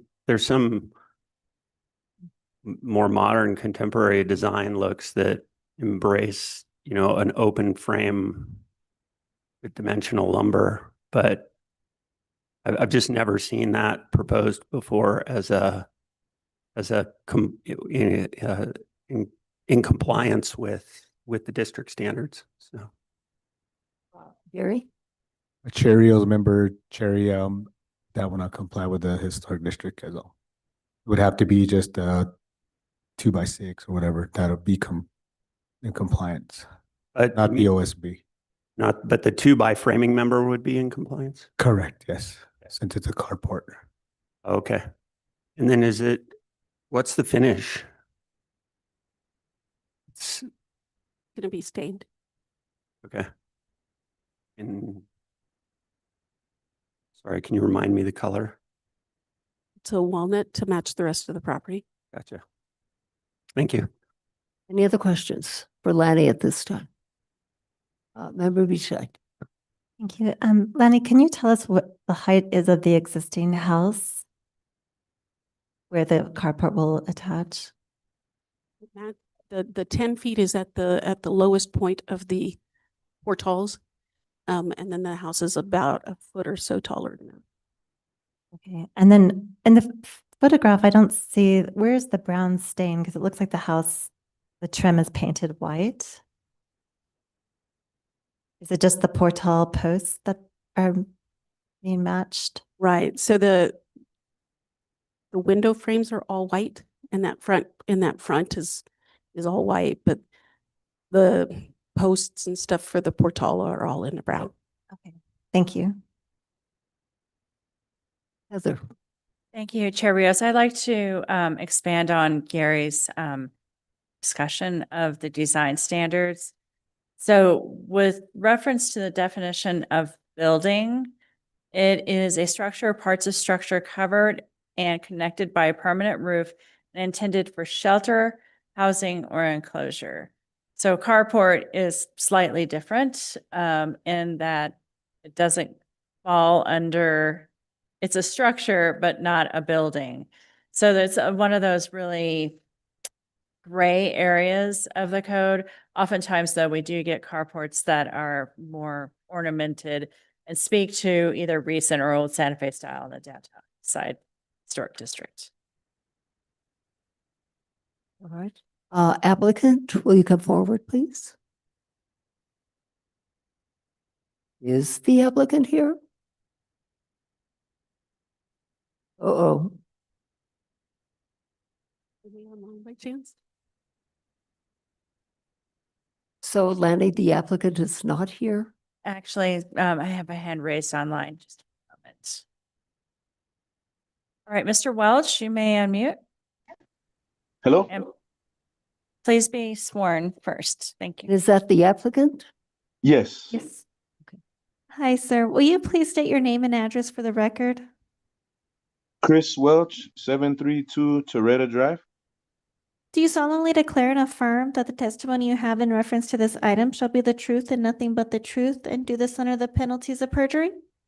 I do. Thank you. Okay, Mr. Welch, you have the floor, and if you want to tell us anything further about this carport. Okay, I just wanted to say that it's the wood material will be matching the existing patio cover that it's attaching to. So it'll be painted the exact same color. Also, the ceiling of the other structure is painted the walnut color, so the ceiling of the new structure would be painted to match the same. Thank you, and I believe Member Cherry might have a question for you. Okay. So is it painted or is it stained? So it's a stain. Yeah, it's a stain. And It's a thick stain. It looks like paint, but it's a thick stain. But it would be stained exactly the same color as existing structure.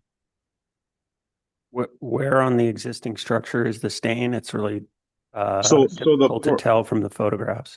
Yeah, the patio cover that's attached to the house, it goes around the house, is all wood frame, and it's stained that light walnut color. So you can see like the post where it's gonna attach, the two posts, and then the fascia. It's all the same walnut color. there's a white gutter that's kind of covering it, but What's the ceiling material? so the proposed ceiling material on the new structure was gonna be a T111 that looks like it almost looks like a tongue and groove, and it was gonna be stained to match the existing.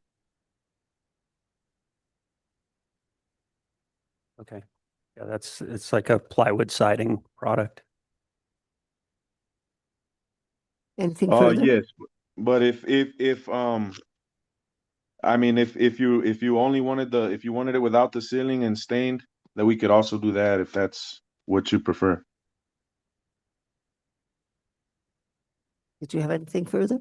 No, I'm okay. The board members have questions for the applicant? Not at this time. Anyone in this room wishing to comment?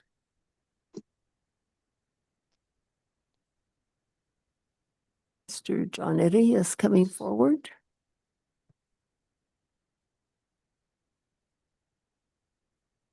Hello. Will you please raise your right hand, state your name and address for the record? This is number 4. Do you solemnly declare and affirm that the testimony you have in reference to this item shall be the truth and nothing but the truth, and do this under the penalties of perjury? Yes, I do. Thank you. Madam Chair, board members, excuse me for the creaky stuff. I worry about the structural integrity of this carport, and I think that issue is for the building department issuing the permit overall. So I don't think you really need to worry about that here. Am I correct about that? Okay.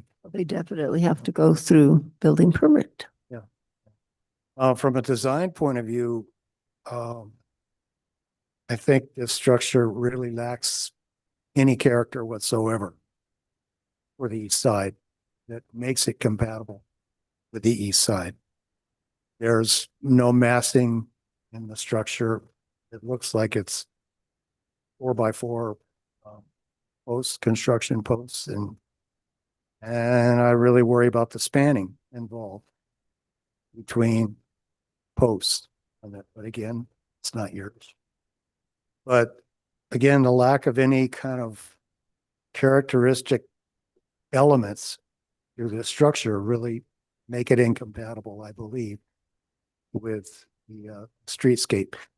The operative question is, how visible is it from the public there? That's all. Thank you. Thank you. Lanny, how would you comment in reference to the public visibility?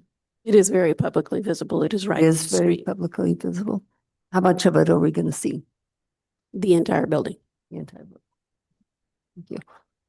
Anyone else Is in this room? In this photo here, it's located where the two vehicles are.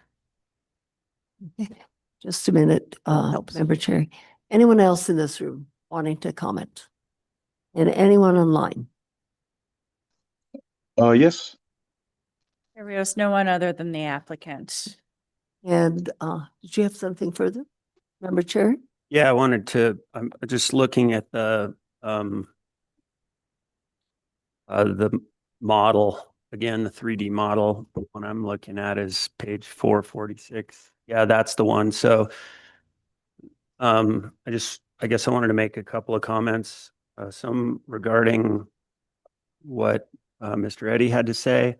I would think that the structural integrity would be in our purview if something was being proposed that couldn't be built in the scale that this was. In other words, if there was a span of this beam that needs to be supported, and that's an impossibility to, what I'm not saying this is, but where if the this particular project, they're proposing 3 11-inch micro lambs as the beams on either side. If that calculation didn't work, then it would have to increase in size. So it would be in our purview to approve, what would work. So in other words, if we approved 11 inches, then it would be up to the structural engineer to figure out if they needed to add steel to make that work in some capacity, or if it worked within the drawing. But might ask Director Lamboy to comment on that and our purview.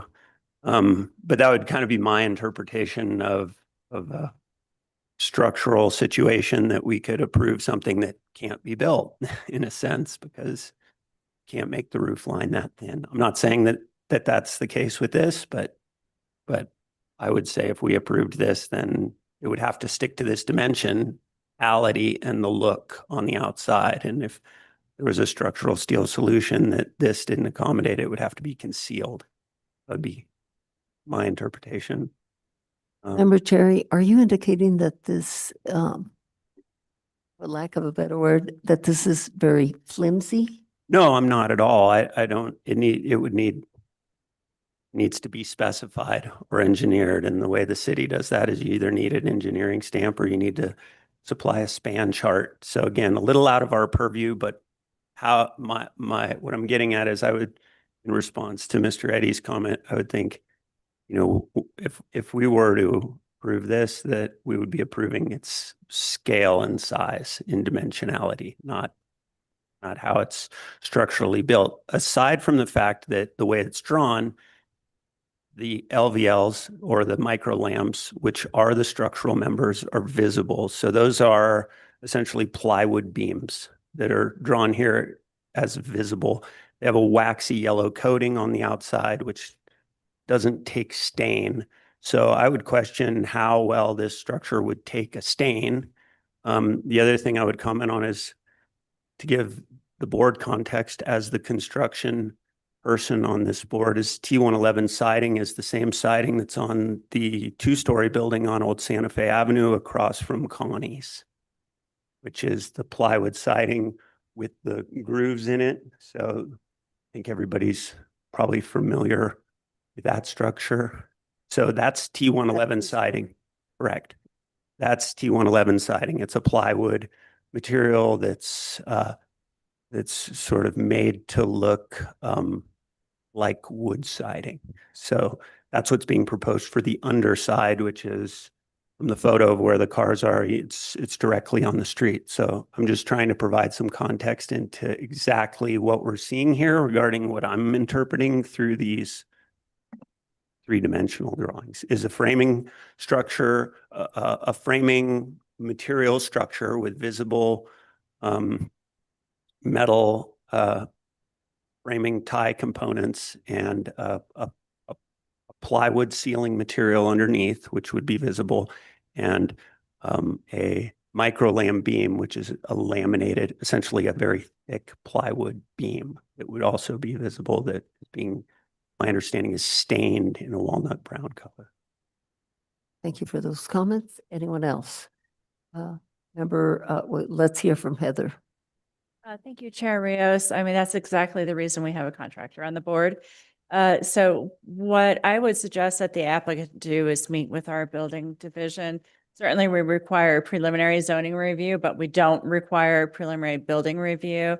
And at this point, there's no drain. I would imagine, just looking at this on the surface of it, our building division would want to see some form of drainage. Terrain management would be involved as well. So I think there are some things with this application. Maybe Mr. Welch can come in, and he has his hand raised, just so you know, he might want to say something. But maybe come in and talk to the building division and see if we can't update the application. There's also no slope on the roof, and so that could be also a problem. Let me see what Member Aguilar Madrano wants to say. You, Madam Chair. I also had a question about the slope on the roof, so thanks for pointing that out, Heather. But I was also hoping the applicant could give us kind of a verbal description of the TPO material that's going to sit on top of these beams. I think we all kind of now understand what's being proposed on the underside, but what will that top material look like? The color, for instance. Mr. Welch, you may speak. Yeah, so the TPO on the top would be a tan color matching the existing TPO on the house. The roof will have a slight slope, not enough to be noticeable from the street, but just for the TPO. The water will drain off on the front side. And also just to comment to the design, it is a very basic design because the existing porch that the customer has is very basic. So it's just matching what they already have. They have a plywood ceiling on their existing porch, so that's why we just wanted to match it as closely as possible. And as far as the framing, everything's engineered to handle those spans. So everything, they can look up the charts and they'll see that everything's engineered. It's 6x6 posts, not 4x4. Everything's engineered for structural rigidity. Thank you, Mr. Welch. Any further comments, board members? If not, and if you don't have any questions for the applicant, I will entertain a motion.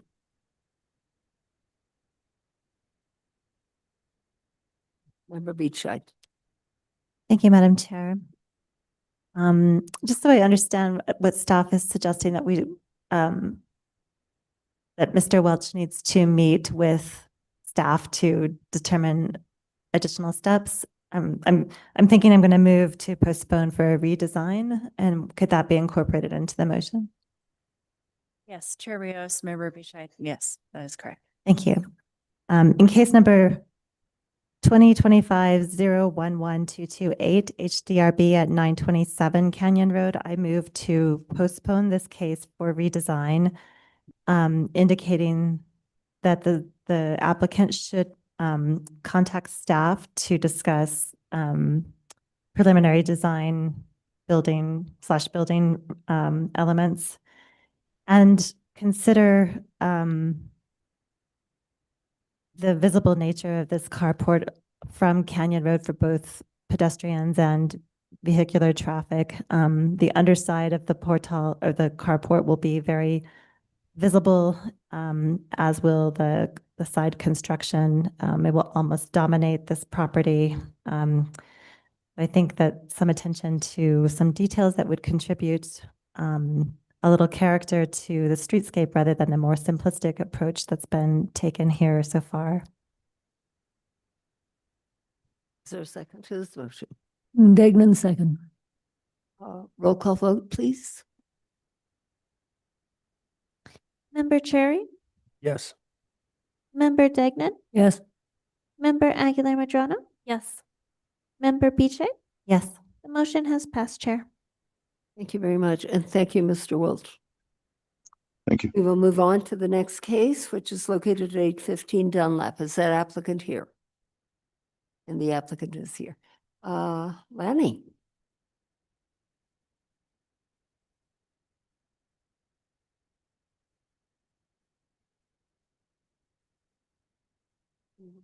It's coming.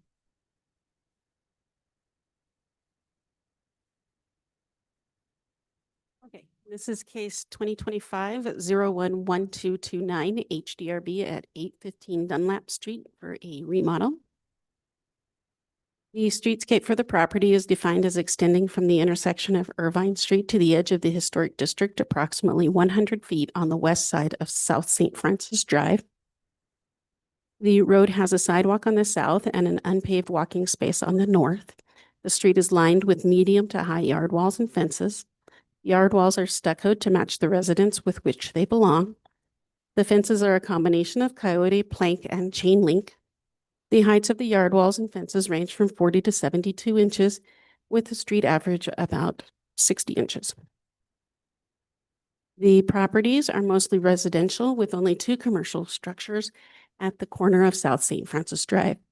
The properties vary in size and most have multiple structures with sides of structures close to the property line, but the fronts are set back from the street with most setbacks at greater than 15 feet. The buildings tend to be vernacular or pitched, except for a couple of Spanish Pueblo revival. The streetscape is an even mix of flat pitched and shed roofs. The colors of the stucco vary greatly from a very pale yellow tan to a dark gray brown. The trims tend to be brown or white, and the wood elements are either a natural tone or brown. The 1,360 square foot single family residence at 815 Dunlap Street is listed as contributing to the West Side Guadalupe Historic District with the east, west, and south as primary facades excluding the door opening and greenhouse on the south elevation and the non-historic materials. The two accessory structures in the rear are listed as non-contributing. The single-story main residence was constructed of adobe in the 1930s with a 1940s addition on the north elevation. The 1940s addition appears to have been constructed to have interior access to the basement. A solar greenhouse was constructed sometime in the 1970s, 1980s on the south elevation. This greenhouse addition created a door where there was once a window. Your residence is designed with a flat parapet with deep undulating points that conceal a low gabled roof. It originally had vigas that protruded on the west elevation, which were removed after 1985. There's also evidence of the bathroom window on the west elevation being altered and the infill of a northeastern window after 1985. The windows all have concrete lug sills. For the most part, the windows are wood windows with one vinyl window centered in the west elevation and one steel casement window on the north elevation. The 1940s addition does not maintain the deep undulated points nor the canales. It also has never had protruding vigas. The windows are higher on the structure than those in the 1930s construction. On the north elevation of the addition, there appears to have been an overhang or cover of some sort attached above the door, which has since been removed. However, the 1940s addition does have the concrete lug windowsills, except for the window on the northeast corner next to the door. This window is not inset and appears to be a newer installation than the other windows. In the northwest corner of the property sits a 600 square foot wood frame garage structure, and in the northeast corner of the property sits a 400 square foot adobe accessory structure. These two structures are non-contributing but are not subject to this request. In case 2025-10291 HDRB, the property was reviewed for status. The board designated the residential structure contributing and the east, west, and south elevations as primary, excluding the door opening and greenhouse on the south elevation and excluding the non-historic materials. They also designated the story structure and the garage units as non-contributing. The board noted that if the greenhouse were to be removed, they would like the door behind it to be returned to a window. The applicant proposes to replace windows and doors, including historic windows on the primary facades. The windows will be white, K-Cron painted wood, true divided light with insulated glass in light patterns to match the existing windows. An exception is requested to section 14-5.2 D5A for replacing historic windows. Window C is historic and restorable. The applicant proposes rehabilitating that window. Windows G and K are non-historic and will be replaced. Windows A, B, D, E, F, H, I, J, and L are historic, but are beyond repair. It is the intention to replace those windows. The applicant also proposes to remove the non-historic greenhouse structure on the primary facade and reestablish the window on the left of the door of the south primary facade located behind the existing greenhouse, which is a non-historic door currently. The window will replicate the window on the right of the door.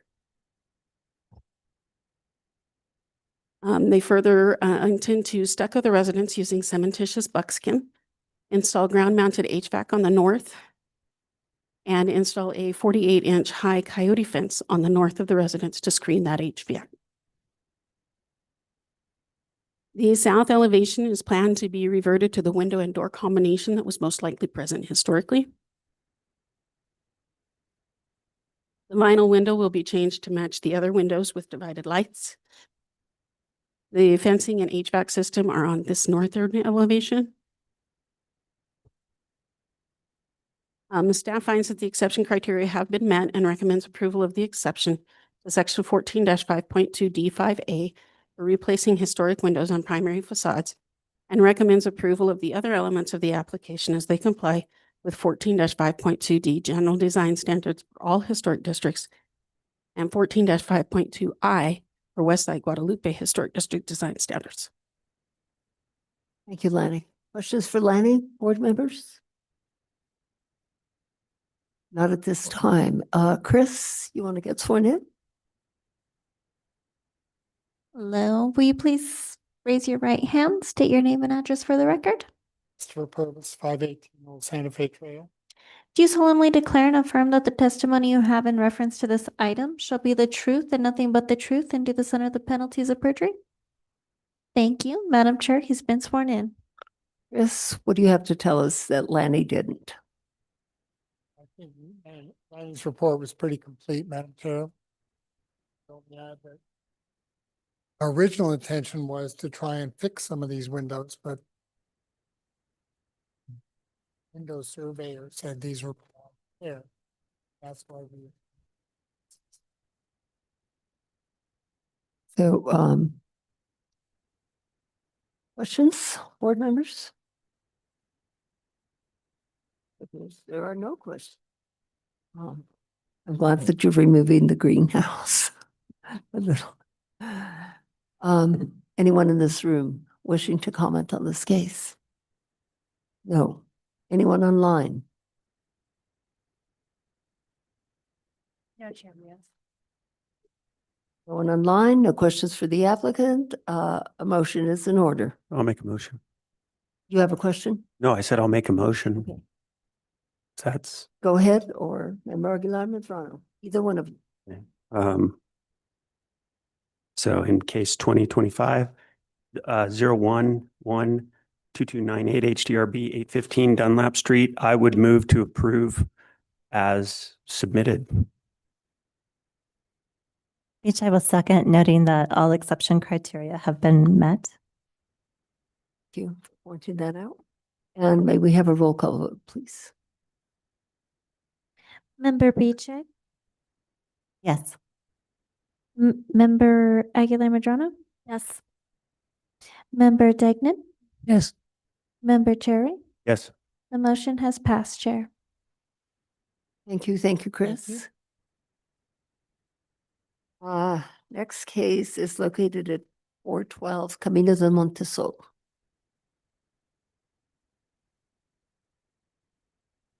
Should be 401 Palace.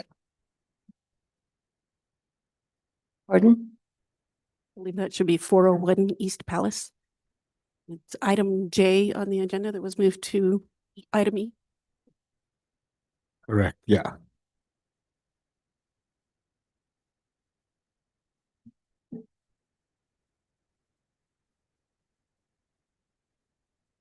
Item E is withdrawn, correct? 456 Camino de Montesol. Correct, and we move item J to item E. So.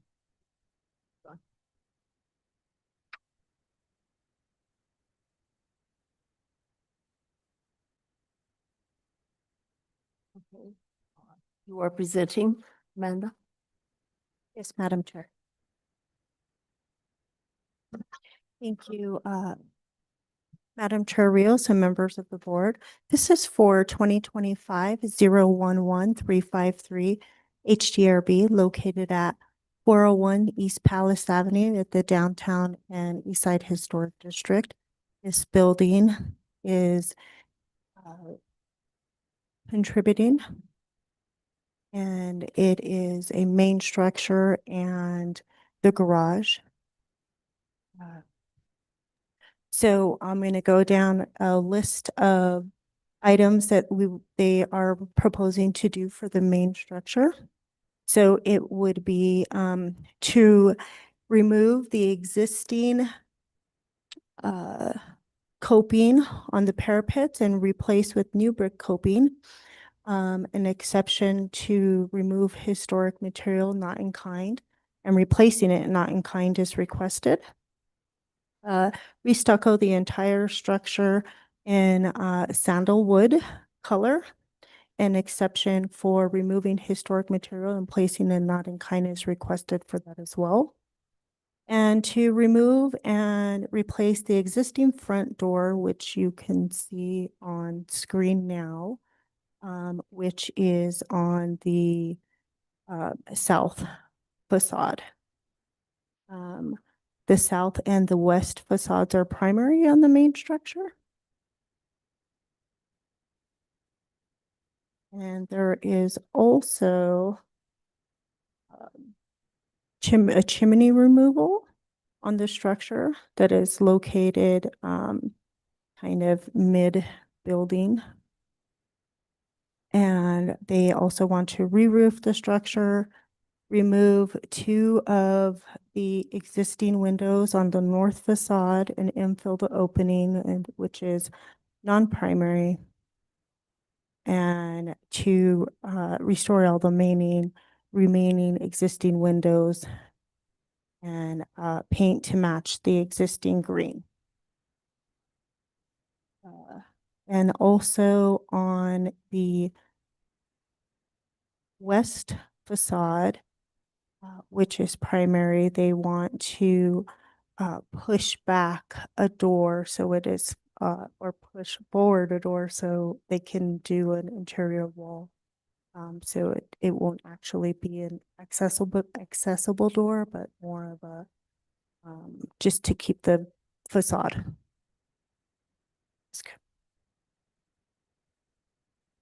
And here is a picture of that said door on the main residence. The east elevation, again, non-primary. And moving to the accessory structure, which is a garage, they are wanting to do the same, which is requesting an exception for the stucco color and an exception for the brick coping, and to change out both of the garage doors. Here is a photo of the requested garage door to be in walnut color, which is similar to the historic door that was placed there. Here is a picture of the middle picture is of the existing coping, and the photo on the left is a picture of the Smoky Mountain color that they wish to do for a replacement of the coping. And to the right is the sandalwood color that they wish to do with the stucco on both buildings. And here is a proposed site plan.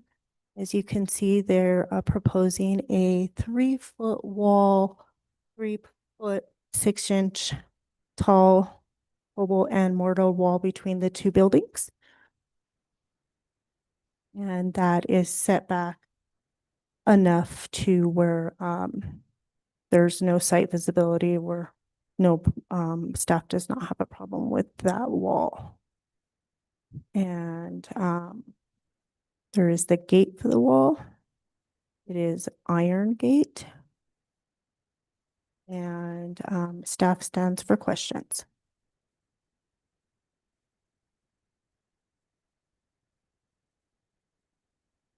Question. So the site visit, can you go back to the site plan? The way the yard wall, so the garage, the south side of the garage is primary, is that correct? The south side of the garage is primary, correct?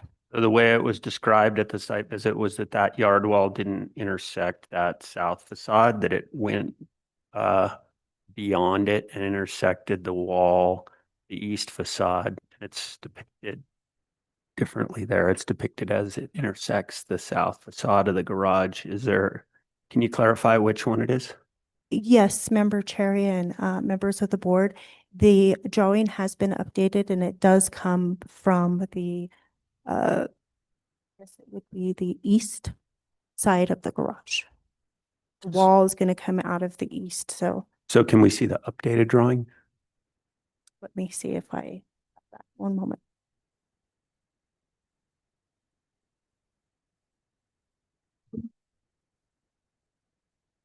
Well, I'm pulling that up. Does anyone have any further question? Yes.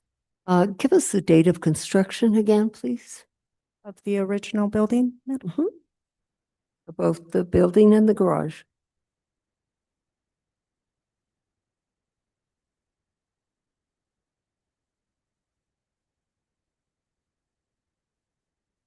That was pre-1937, Madam Chair.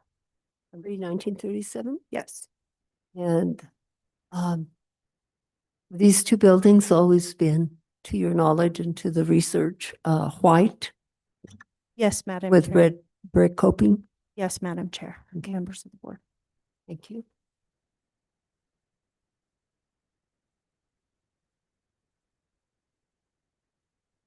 And also, Amanda, the wall you're indicating is proposed to be 3 feet 6 inches?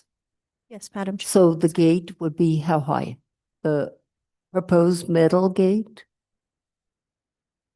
Proposed metal gate would be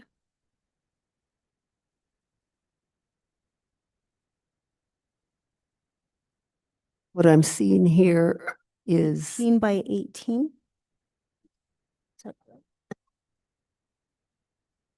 the gate would be about the same height as the wall. Is that correct? I can always ask the applicant. Yes, we would have to clarify with the applicant. Okay. Member Dignan? Thank you, Cheerios. Mr. Moreno, have we, to your knowledge, have we ever approved replacing historic coping? Thank you, Member Degnan and members of the board. So the coping can be replaced, repaired in kind. And so that is where staff has the issues is that it is not in kind, in color, or also Material. material. Okay, thank you. Thank you. And Amanda, is your evaluation of the brick coping, do you feel that it is, for the most part, the larger percentages in good condition? Yes, Madam Chair. Member Bichette? Thank you, Madam Chair. Amanda, could I just clarify the exceptions that are being requested and your opinion on those? For the main house, I understand there's 3 exceptions. One is for replacing the front door. That's for removal of historic material. Are you including in that the removal of the windows or the chimney? Or do those require exception? I know because those were not a primary facade. Okay, thank you. And then the second exception on the main house is for the color of the stucco, as also for removal of the historic material. That is correct. And then the third exception is for the removal of the brick coping and not replacing in kind. That is Right, correct, okay. Member And Schneider. And then on the garage, the exception applies to both the garage door and the pedestrian door replacement. Yes. And that's, and you agree with that the exception criteria for those 2 has been met? I do. And on the main house, none of the exception criteria has been met? That it has not on the main house and it has on the garage. Thank you. Okay. Yes. Any other questions, board members?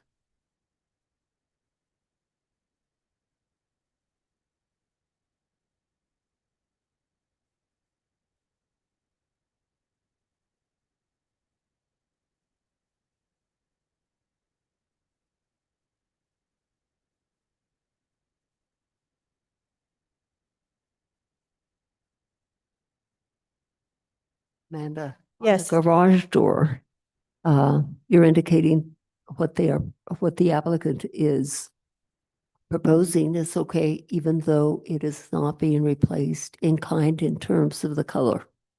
Is that correct? Yes, in terms of the design, it seems to be in kind with what was there historically. So I believe that they have met that exception. Yeah.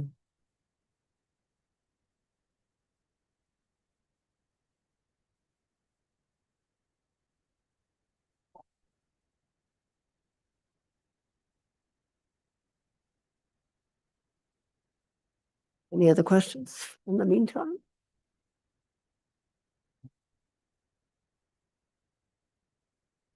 Yes, if I Yes, might Heather. suggest, going to the applicant presentation, then I can work with Amanda to find the drawing. Okay, okay. Applicant, will you come forward?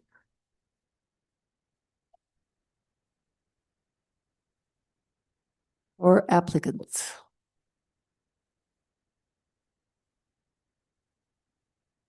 Amanda will put you on hold for a little while. Okay, all three of you need to get sworn in.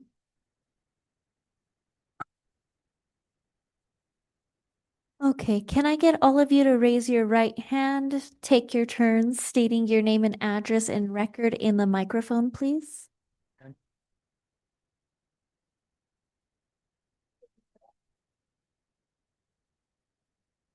Did you hear his name and all of that, Chair? You're good. Really? But I'm sure if you got it, that's fine. Will you please one more time, just so that, Lyons, P.O. Box 8858, Santa Fe, New Mexico. okay. Krista Ramwalter, 106 Placita Health on Santa Fe. Tom Abrams, 10 Gold Poppy Circle.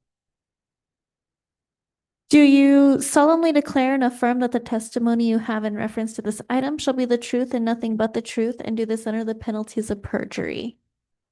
Yeah. Yes, I do. Thank you.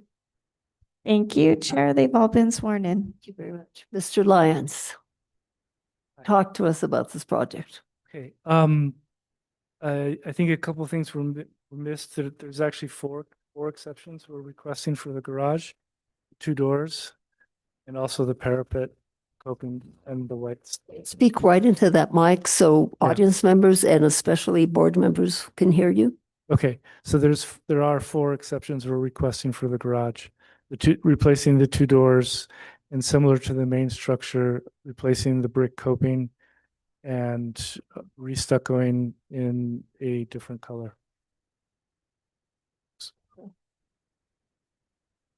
Alrighty.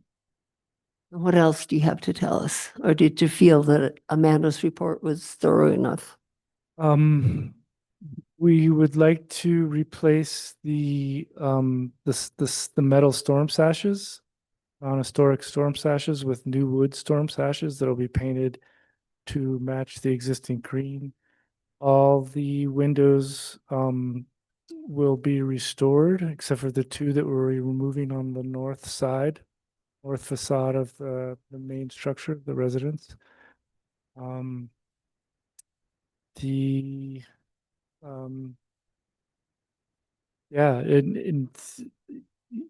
house is going to take some structure, it's going to need some structural repairs. I'm sure you guys probably noticed the structural cracking in some of the exterior walls on your field trip today.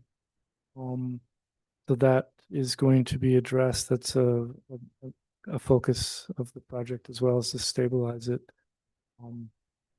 The intention is to turn it back into a residence as it was when it was originally built in 1937. Question, what is the thinking behind wanting to change this, in my view, drastically from what the original historic houses and the garage? In terms of wanting to change the brick coping and wanting to change the color? The brick coping is decaying, and in the judgment of the owners, it needs replacing. Had a coping expert look at the coping, and it is crumbling and taking water into the structure, which is why you see the structural cracks when you visit the house. There's diagonal cracking going on in numerous spots around the house as a direct result of water coming in through the coping. Coping is crumbling, and he went and looked at it and he said, I can't repair this. I have to replace it because once I start doing repairs, it just starts crumbling. So we have to take the brick coping off completely. I would love to just be able to repair it. but he just said right away, not an option. So, And why would you not elect to, if that's the case, why would you not elect to replace in kind? I'm going to make an executive decision here. We will replace it in kind. I've been in contact with the brick coping people. Actually, I was on the phone with them today. I was trying to find something that was going to show some age. I didn't want to replace it with something that was going to look brand new, because we're replacing it and we want it to look authentic. We don't want to look like a new structure. I was trying to find something that had some look of age to it. And can you further describe that brick? That you were brick that we suggesting? chose has kind of it's sort of an off color, but when we looked at, when I looked at the chart that they give you, and then they gave us the sample was significantly different. And I actually called them today and they're like, well, it's kind of funny because every time we do a new lot of these bricks, they come out different. So it's kind of hard to look at a chart and know what you're going to end up with. But I have some samples right here of some aged look that are a little bit more red, if that's what you guys are looking for. So we don't want to hold this whole project up over the brick color, but we know we have to replace that brick. And in terms of the color of the house, I chose the color of the stucco in the lightest color that was approved by Historic. You don't have a white approved color in your pre-approved stucco list. So I chose the color that matched it the closest. If you don't like that color, we just want to move forward with a color that you will approve. it's really not a matter of drastic really changes. not liking the color. It's that this house, we're trying to honor the historicity of the house. The house was built in the 30s. And I've lived here not since the 30s, but I have lived here all of my life. And that house has always been white. So the stucco color, we actually don't know what it is. It's paint. It's You're not paint. seeing stuff. You're seeing- So we don't know what it originally was. It may have been some sort of a off-white or something, but it's very difficult to tell because there's layers of paint on it.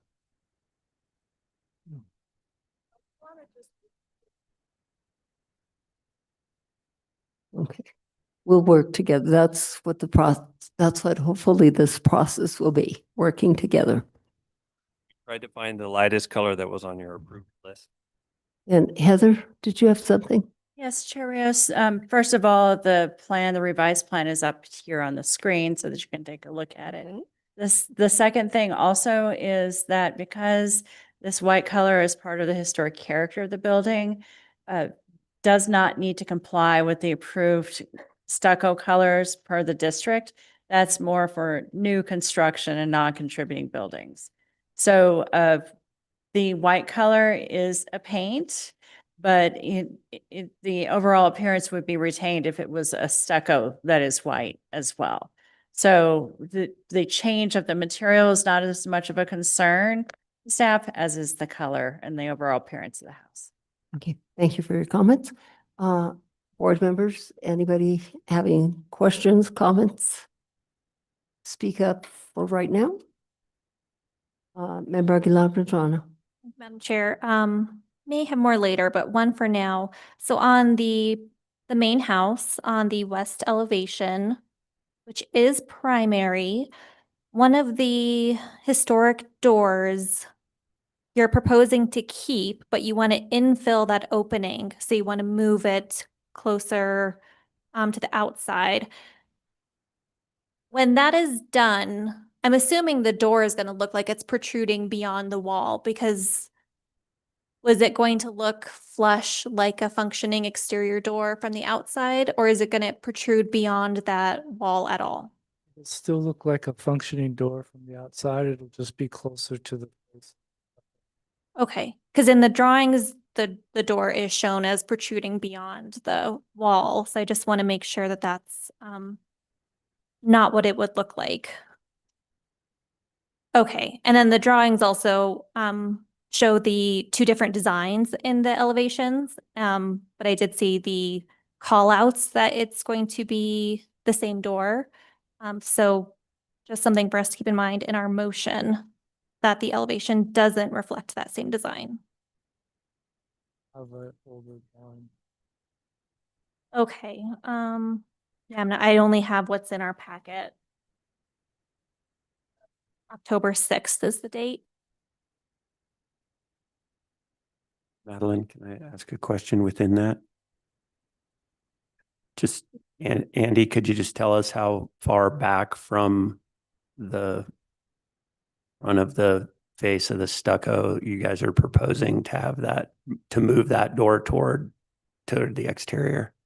It would be a couple of inches. We'll find some thin kind of insulated wall that we can do inside, so we can have a flat wall for cabinetry and stuff on the inside.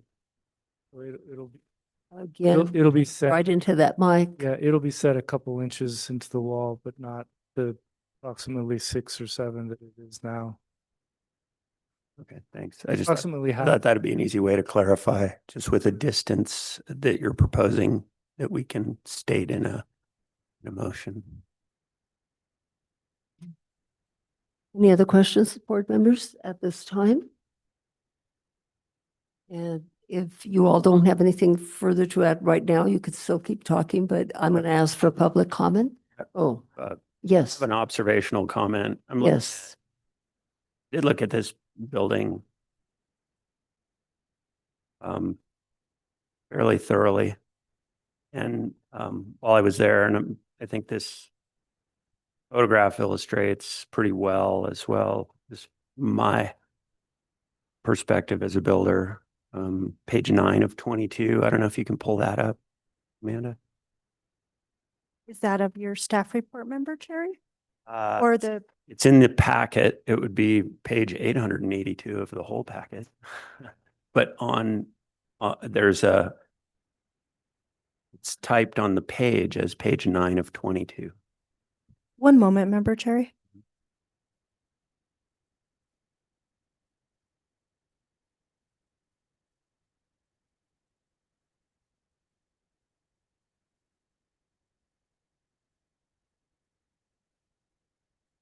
One moment, I will pull that up. Thank you, Director Lamboy.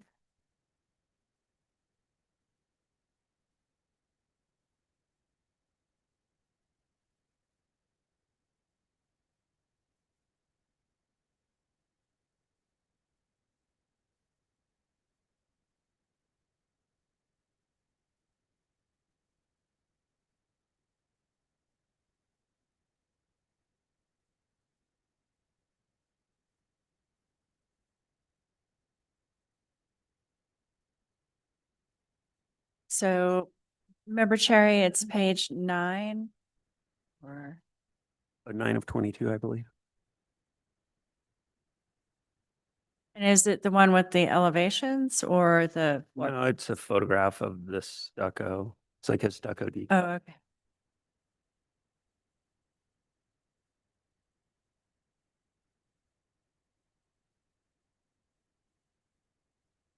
Is this it? Nope. Maybe that's the present.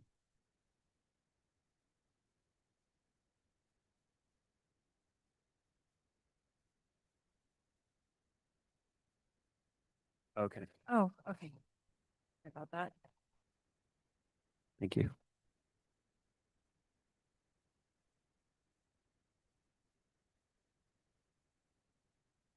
Yeah, so I think this, to me, this is a great illustration of this, what I would assume is the original stucco or parging coats on this building, and it shows kind of all the layers. So what I'm feeling like I'm seeing on the base layer is a base layer of some kind of probably high lime content cementitious stucco, and then wish I kind of had a laser pointer, but in the upper left corner, there's a very white section and then it's chipped away and there's a little bit of a sort of a less white, off-white section. I mean, it's a pretty well-preserved layering of stucco. Sometimes you see these buildings and they've been stuccoed over like multiple times. So contextually here, I would agree that there's probably some paint on the finish coat, but it was painted over an original white stucco. So that would, and whether that was a cementitious stucco or it was probably more than likely a lime stucco. I mean, that's a presumption, the material makeup, but I do, from this and other locations that I saw similar on this building, I think that the likelihood that it was originally of that white or off-white color is pretty high. That's all I wanted to comment, because there was some discussion on what color it was when. Other questions, board members? Member BJ. Thank you, Madam Chair. Just a few comments. I know you'd like to get on with this project, so I hope that this is well received. I think there's a lot of work to be done here still.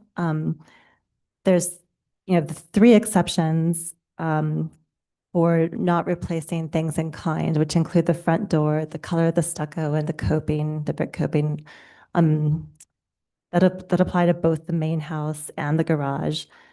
Those exceptions could be eliminated by considering replacement in kind. I think a lot of what this house contributes to the streetscape is in these very special details and finishes.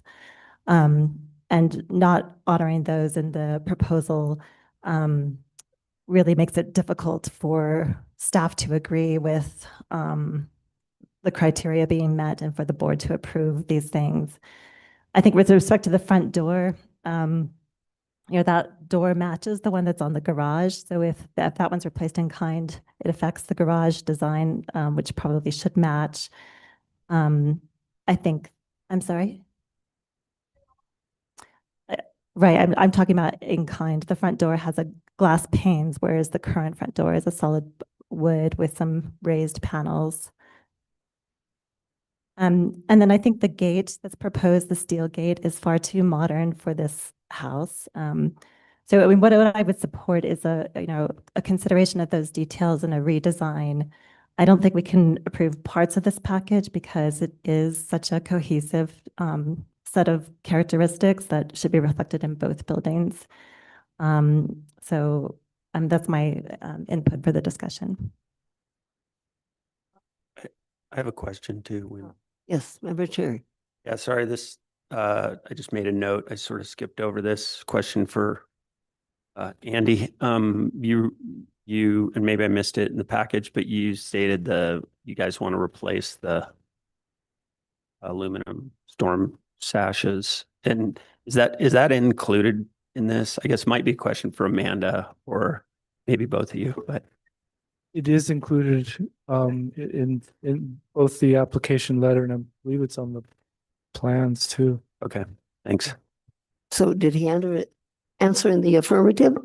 Yes, it's part of this. I didn't see any kind of detail, and maybe I just haven't seen it yet or I missed it, but of that, is it? There was a detail of a wood section, a section of a wood frame included in the material that I submitted. Okay, thanks. I'll see it here, I'm sure. Member Aguilar-Petrano. Thank you, Madam Chair. I have a question for staff or the applicant, but to make sure I'm understanding correctly, is that new gate being proposed along East Palace? No, the gate is actually going to be set back as a courtyard gate. So it will be publicly visible, but it is set back way into the yard. It is not along the street. But I see between the garage and the main Right, and residence. it's a small courtyard gate, so it is not at the street. Okay, so the stone wall along East Palace, isn't being touched. It looks like that, and that's remaining. That is correct, Member Aguilar Madrona. Thank you for that clarification. With that said, I do still agree with Member Beachai that I think the gate is too contemporary, especially just it's so adjacent to Palace Avenue, and it is still very publicly visible between those two structures. That's all for now. Thank you. I'm going to ask for public comment at this time. Anybody here wanting to speak on this project? Oh, did you want something further? I'm sorry. Apologies to you. Go ahead and comment. So, did anybody read the exception letters that we wrote on all this stuff? Because the doors that you're saying are not in kind, all those doors are functionally, they're almost inoperable because they're just old and weathered. That's why we need to replace the doors. And they're not original. They were put in there in the 70s. So we're trying to restore it to something that looks more authentic and territorial. If you looked at the picture of the door that we were trying to introduce. And we're doing similar door on all of the 4 that we're replacing on those. Do you have, what It's is, in the package. what do they look like? Can we It's, put those up? we have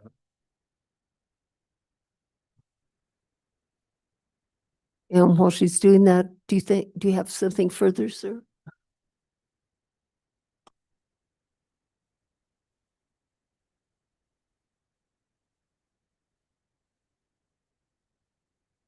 that to its original intents. And, you know, it's been very difficult because a lot of these materials in this house is really structurally having a problem. So we're just trying to bring it back to a functioning structure right now and make it look authentically territorial. And in terms of the gate, that gate on the yard wall, it's a custom iron gate. We'll do whatever you think is correct, but the reason I picked that one is because it was done by Jake Hagan, and he did that on a house on Acequia Madre. That's where I took the picture, and you approved it. So I was like, okay, well, they approved this one. It's a custom iron gate, very visible on Acequia Madre. Not on the body. Cars.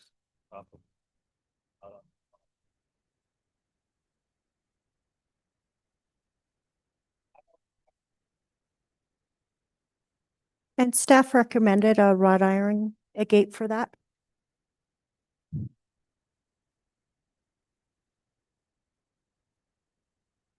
The thing is this, we as a board, this is what we do in terms of looking at a home that is historic.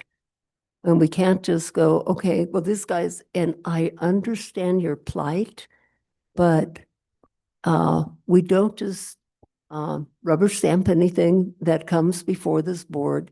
We carefully look at it. And we do. And I know that you're in a hurry to do this, but if we are dealing, if I might finish, thank you. If we are dealing with a historic house, we have to carefully look at that from all angles, and it includes facades, doors, color. And I would hope that you all that have worked here in Santa Fe are a little bit more conscientious about those elements. Okay. Would the board consider the stucco color that is colonial white? Would the board approve choosing a brick color right now so that we could proceed with getting this project started and table the gate choice and table the door choices for a later meeting? Approve the stucco color and the brick coping color so that we can get a permit and get working on this. Well, we will see where the board, I mean, they are the ones that make the decisions. I'm simply the presiding officer here. And so we will see, and this is what happens through discussion, through evaluation, we reach a conclusion and hopefully it'll be a good conclusion. And we do try to work with you, the applicant. After all, you are our fellow citizens. We're not trying to get into any kind of a fight here. So what can we move forward with? Well, we will see because we still have to entertain public comment and further discussion. Thank you, Madam Chair. Madam Chair, can I? Yes. Member Dignan? Thank you, Manager. I'm just going to make a comment and please understand that we're all trying to reach the same goal. We live here. We love Santa Fe. And our job is to try to protect and preserve what we have and also at the same time be flexible as much as we can, as much as our guidelines say. So I just want to say one short thing, then I'm going to step back for a while. The main building, there are three main things that you want for exceptions. Front door, the stucco, the brick coping. What's left is the roof. So you can see why we have an issue here. We have to think of all of these. These are not little things. They change the entire character of the structure. Please, she is speaking. This is Please do my not floor at the interrupt. moment, and Thank then you. I'll say thank you for listening. Thank you. So, yes, Member Bichai. Yes, Gary. Curios and members of the board, just want to inform you that Navajo white is the color that's can be approved by the board, and also and also bright white. Yeah, And also what white? bright white. So, and then there's another one. I think it's candlelight that can be approved. It's the like white color as well. And it just needs to be, I think, to match the existing color might be the best I think approach. that's the best thing to say. I will entertain public comment at this time. Chair Rios can. Yes, Member Bichai. Thank you, Madam Chair. I just am concerned there might be a misunderstanding about what we mean when we say in kind. For example, the front door, which is needs to be replaced. We're not saying you can't replace that. You can replace that. It just needs to be the same in terms of the material and the style. So the design of the wood insets, the color, the wood itself, that needs to be the same. It can't be similar or different, right? That's all we're meaning. We don't mean you have to keep the brick coping that's failing. You have to replace it with something that looks identical. It can be new, but it needs to be identical. So I just want to make sure there's not a misunderstanding about what in kind means in our discussion. Thank you. Okay, yes, Member Cherry. For Member Cherry, I've called on you. yeah, thank you. So I can understand your frustration and we can see it. And so one thing I just wanted to say is, there's a process. So right now we're asking questions of you and staff, and public will comment, and then we'll ask more questions, talk more about it. It's all just a process. So I just encourage you to be patient with that process, please, for this evening. Or not right now. This is volunteer work for me. So I think the other thing, I just wanted to kind of distill down what I've heard so far, which seems to me to be that the applicant's amiable to a replacement in kind of the brick coping, the applicant's amiable to a replacement of the stucco in an in-kind color. Is that correct? Okay. I'm just trying to clarify what I've heard because we've talked about a lot of different things. I still haven't seen this window screen, but that's okay. I think that's a minor thing. I also think that just in my opinion is there is a path forward tonight for sure. Some things it could be postponed, but it could be certain things are approved and certain things are denied. And if things are denied, I just wanted to inform you guys that it doesn't mean that you can't do anything. Like, let's take, for instance, the gate. If the gate design was denied, you could still move forward with your stucco and your brick coping and your restoration work and come back with another gate solution. So there isn't no solution tonight is what I would think. I don't think, and this is a little bit in response to what Member Beachside said, is I don't think postponement's necessarily guaranteed. I just think if we go through this process and we continue to get the information we need to make a decision, then that's going to be the most efficient path towards getting somewhere tonight. So, but I did want to corral like what I've heard, which is the applicant's okay with, they've proposed these bricks that look more rustic, as they said, or more weathered, but they're open to replacement in kind. They're open to stucco in kind. So with that, I just wanted to clarify that. Thank you, board members. And yes, ma'am. I need information regarding the doors. The doors that you all seem to be enamored with are not only in horrible condition, but they're not original to the building. I do not have any understanding of why you want us to put in doors that look like that.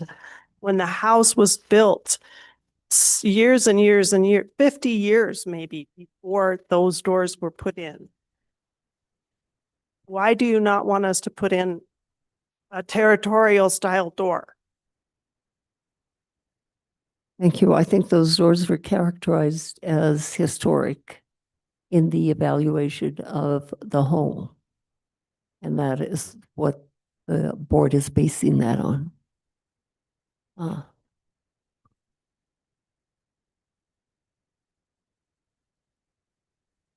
Amanda, did you have something further? Thank you. Even though they're not maybe original to the home, they are still considered historic because of their date and time that they were installed is historic. Thank you. I will ask for public comment at this time. It looks like John Eddie's ready to say something, and anybody else, please line up here. Chair, I'd Heather. just like to note that the storm sashes, I did pull it up so that it's in the packet. Oh, it's that. It's the photo. Okay, I was looking for a drawing. Thank you. Oh. Thanks for the clarification. Okay. Wow. Thank you, Heather. Mr. John Eddie, you have been sworn in. Thank you, Madam Chair, board members. I think you're headed towards agreement here pretty quickly. The solutions have been presented by the board already, and I think they will be amenable to the applicants. I just wanted to corroborate that, having walked Palace Avenue my entire life, I do remember the color scheme of this house being red brick and white my entire life. So, and I think they're going to be happy to put it back there. Obviously, replacing in kind, they're going to have to replace the brick. I know how it is when brick is 90 years old, 80 years old. It's a foregone conclusion. But they will be able to find a brick which matches pretty well that color scheme. And it is a color scheme that house has presented to the streetscape for as long as I can remember. So thank you. I think you're headed there. Thanks very much. Thank you. Anyone else in this room wishing to comment on this particular project? No one else? Anyone online? Chair Rios, no hands are raised. Thank you. Board members, do you have any further questions or comments? If not, I will entertain a motion.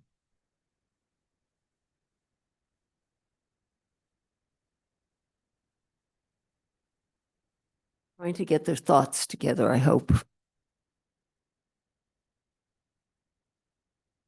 And we do have exceptions to address. Thank you, Madam Chair. I think before we try a motion, I think it's my assessment of the board that we're only willing to entertain a motion that removes 3 of the exceptions in favor of replacing the stucco, the brick coping, and the historic front door in kind. And I just would like to give the applicant an opportunity to let us know if they agree with that or not.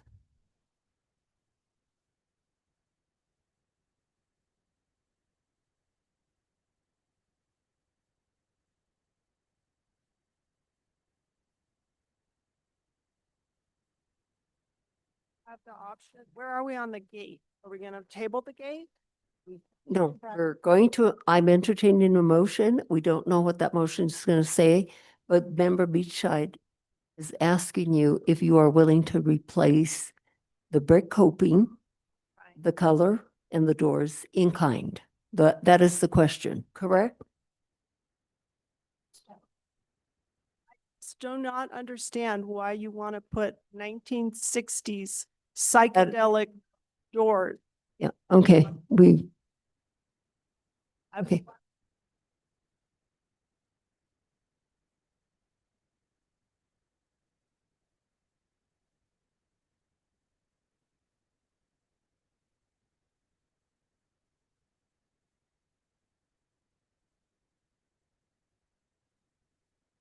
Are you going to be the maker of the motion?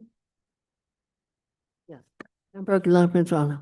Thank you, Madam Chair. Just to add on point of discussion, I guess I'm hesitant to piecemeal this because I don't see how even the stucco can be separated as an approval because on the north elevation, for instance, they're proposing to infill one of the windows. So they would need a decision on that prior to doing any stucco work. And then I also think that the garage door should remain white, which is different from what's shown. So there's been so much discussion and I think some confusion about what in kind means that I would be a little, at minimum, I'd want still staff's approval on the applicant's in kind selections, but I lean towards keeping this as a holistic package and postponing to the next soonest available meeting that we have. And Madam Chair, Attorney Rubali. that there are legalities, if after the H board makes any approvals, we have to do something called a finding of fact and conclusions of law from which a permit can be issued. Then then an appeal deadline starts running. And if you sever out this package, the appeal deadline may run on some things and not others. And it's just a very, becomes a very convoluted process. So I do think that either, and I know the applicants don't want a postponement, but if they do want to redraw things like the doors and the steel gate, that may be the best solution. But I do think that the board should vote on this comprehensively in a single motion. We will see what board members want to do. So Member Sherry? just for clarification, a postponement would be to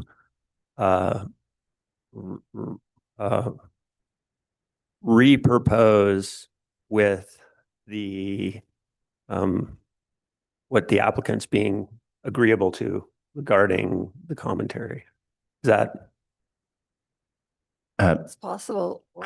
You can is approve. that an option? Is that what I'm understanding? That's a difficult situation too, because when they come back before the board, we may not have all 5 of these board members present.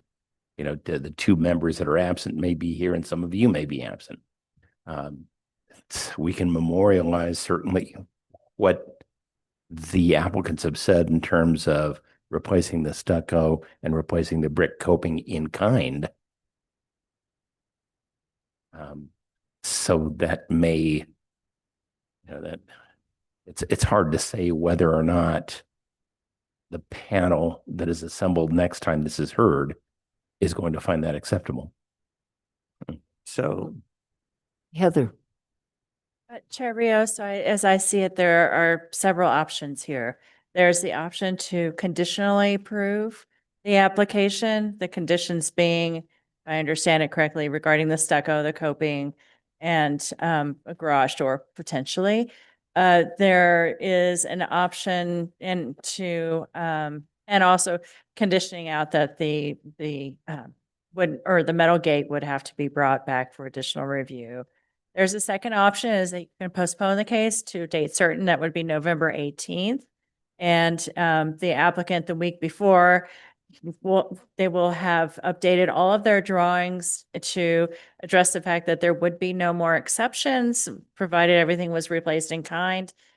The applicant also could have the possibility of doing some more research on the doors that are being proposed for replacement. And it would just be a cleaner application for which the board to review in terms of all of the different criteria that the board has to consider. But Madam Chair and Member Cherry, I also am wondering whether the staff, whether the board can approve some things conditionally, for example, replacing of the coping and stucco in kind, and approve some things like the doors and the steel gate on the condition that they be redrawn and presented to the staff for an administrative approval. Is that possible, Heather? If that is the pleasure of the board, that is a possibility. So they don't have to come back to the board for another hearing. You can, yes. I think that Member Beachside was moving in the right direction in reference to her comments. And I will entertain a motion at this time unless you have further discussion. Well, I just had one question for Director Lamboy. I thought I heard you say there were 3 options, but then you only said 2 options. Did I mishear? I believe Frank covered the third option. Okay, I'm thanks. sorry. So, and if, yes, Member Aguilar Madrano. I was just going to make a motion, but Oh, you're ready to make a motion? Okay. Sure. No, go ahead. in case number 2025-011353 HDRB at 401 East Palace Avenue, I move to postpone the case to the next hearing, available hearing date, which would be November 18th. And would strongly advise that the applicants, review the notes from this evening and take those into account. If you can try to minimize the number of exceptions or exceptions at all at the next meeting, I think that would greatly help your case. And it sounds like you are willing to do We're in the that. middle of a motion. And then if you decide to bring some of the other improvements forward, like the gate, I would recommend having another option for the board to consider, since that was one of the things that was discussed tonight, as well as the color of the garage door. Just mentioning a few off the top of my head. Is there a second to this motion? Each I will second, and maybe just add in a friendly amendment to allow or encourage the applicant to also do the research on the front door and the garage doors and present any evidence that it's not historic at the next meeting. Accepted as friendly. Any other amendments? None? Vote, please. May I hear the vote? Member Cherry, Yes. Member Dagnan, Yes. Member Aguilar Madrano, Yes. Member Beachhead. Yes. The motion has passed, Chair. Thank you very much. We'll see you on November the 18th. Okay, we are going to case 412 Camilo Montesol.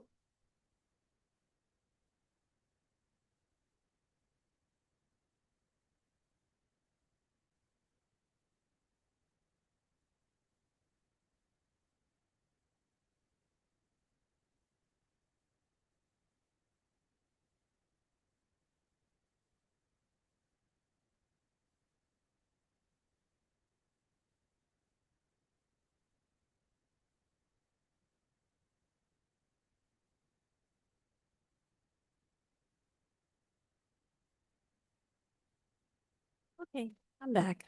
This is case 2025-011327 HDRB for 412 Camino Don Miguel for a yard wall. The streetscape along Camino Don Miguel has no sidewalks, and the street is lined with fencing and yard walls. The fencing consists of Latia fences. The heights of the yard walls and fences vary from 30 inches to 107. With the street average at 5'4", which is the maximum allowable height. The houses are close to the street, with most in a Spanish Pueblo revival style and a few in vernacular style. The majority of the houses have publicly visible portals and parking directly off the street. 412 Camino Don Miguel is a single-family residence listed as non-contributing to the downtown and east side historic district. The property also holds a 2024 guest house in the southwest corner of the property. The Adobe constructed Pueblo Revival style main residence dates to 1947 with a cinder block second-story addition and remodel in the early 1980s. The property is currently surrounded by a 6-foot-high coyote fence.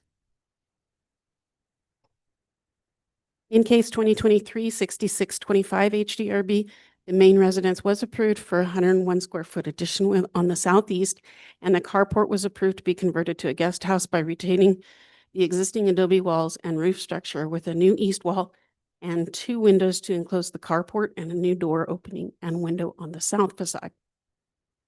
Previous administrative approvals include work on the guest house window and door changes, parapet changes, skylights, re-roofs, and portals. The applicant is currently proposing to remove approximately 85 linear feet of 6-foot-high coyote fence along the southeastern property line and construct a yard wall with stepped heights ranging from 4'7" to the maximum allowable height of 5'4" for approximately 85 feet along the southeastern property line. Each step in height is approximately 20 feet in length, creating single horizontal planes of 20 feet before changing planes. They also plan to install a 6-foot wood panel pedestrian gate between the residence and the new yard wall. Staff is recommending approval of the proposed project and finds that the application complies with section 14-5.2D, general design standards for all historic districts, and 5.2E, downtown and east side design standards. Thank you. Would you reiterate the heights of the wall? They vary from 4'7" to 5'4". Thank you. Any other questions? No other questions? Gayla?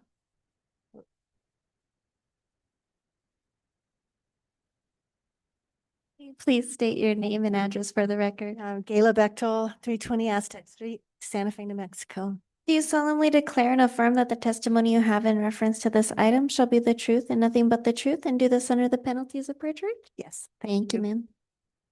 Good evening. And I'd like to thank you all for being here. And letting me talk to you about these cases and facilitate my clients' wishes as they are. So I thank you for doing this work. And I don't really have much else to say. I mean, Lanny said there was some issue about perhaps the planer, you could step back so that there's not just a continuous wall. We're happy to do that. We can, curve it. We can just step it back. It's really just to enclose the yard. It's what we're after. And we're doing it within the 5'4" height. Thank you. Any questions for Gayla? Yes, Member Gonzalez-Pastrana. Thank you, Madam Chair. Just a question for staff. I see the gate I think it depends on which side you're looking at, but it's 6 feet to potentially 6'4". Is that supposed to meet the same height requirements as the wall, which would be 5'4" in this case, or is it allowed to be higher as like a point of like an accent in the wall? The gate is interior to the property. But also, Chair Member Aguilar Medrano, there is a provision about yard walls and gates, and gates can Step up. higher. They can step up. Yes. Okay. Thank you. Any other questions? Not at this time. No questions?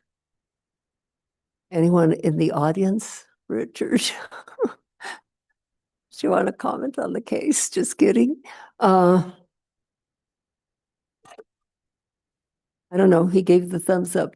And I'm going to guess there's no one online. Cherry Reyes, that's correct. Okay. I'm not encouraging you to necessarily comment, Richard. You were the only one that I saw there. Board members, motion is in order at this time. If this is clear to you, yes. Thank you, Madam Chair. In case number 2025-011327 HDRB at 412 Camino Don Miguel, I move to approve the application as submitted. BJ seconds. And I have a question for the applicant. Are those corners going to be, is this wall going to have round, is it going to be rounded? As opposed We to haven't being, done the detail, but yes, I would imagine that it is going to have. would ask the maker full of the nose house type would include that? Sure. details. Should I accept that as friendly or? Friendly. Okay, accept it as friendly. Second stands. And so, anything else? Nothing? Roll call vote, please. Member Cherry, Yes. Member Degnan. Yes. Member Aguilar Madrano. Yes. Member Beechey. Yes. The motion has passed, Chair. Thank you. Thank you, Gayla.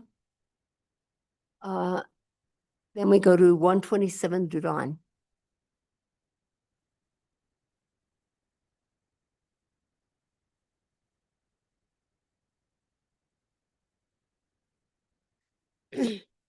This is case 2025-011326 HDRB for 127 Duran Street for a remodel.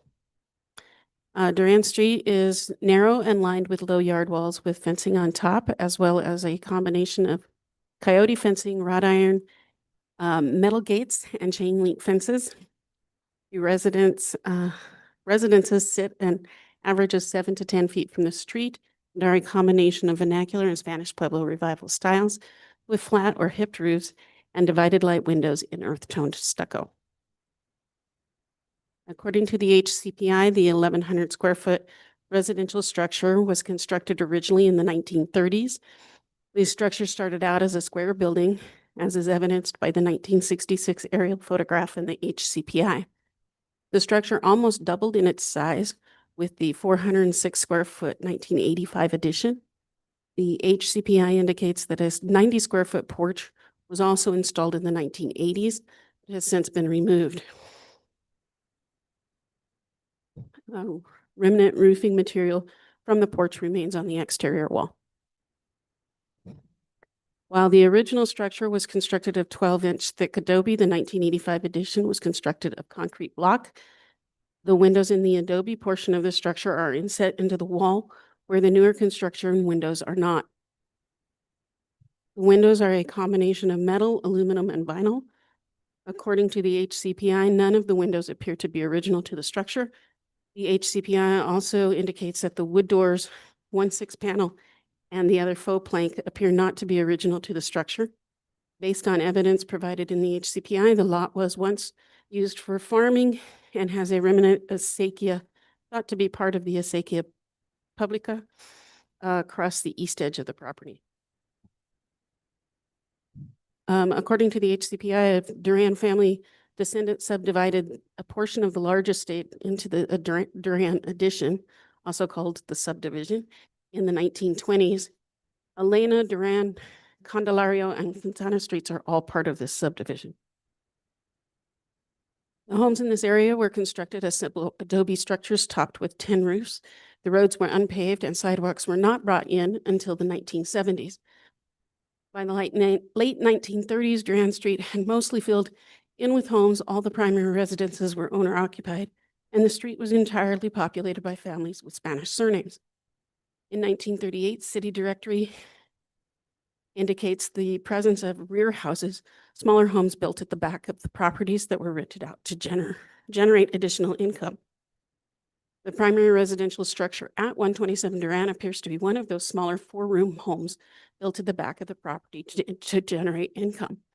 After being used as a rental property, the home was split off from the front house, creating a flag lot configuration. From the late 1970s until her death in 2022, the property was owned by Martha Baca, who donated the proceeds of the sale of the property to local charities.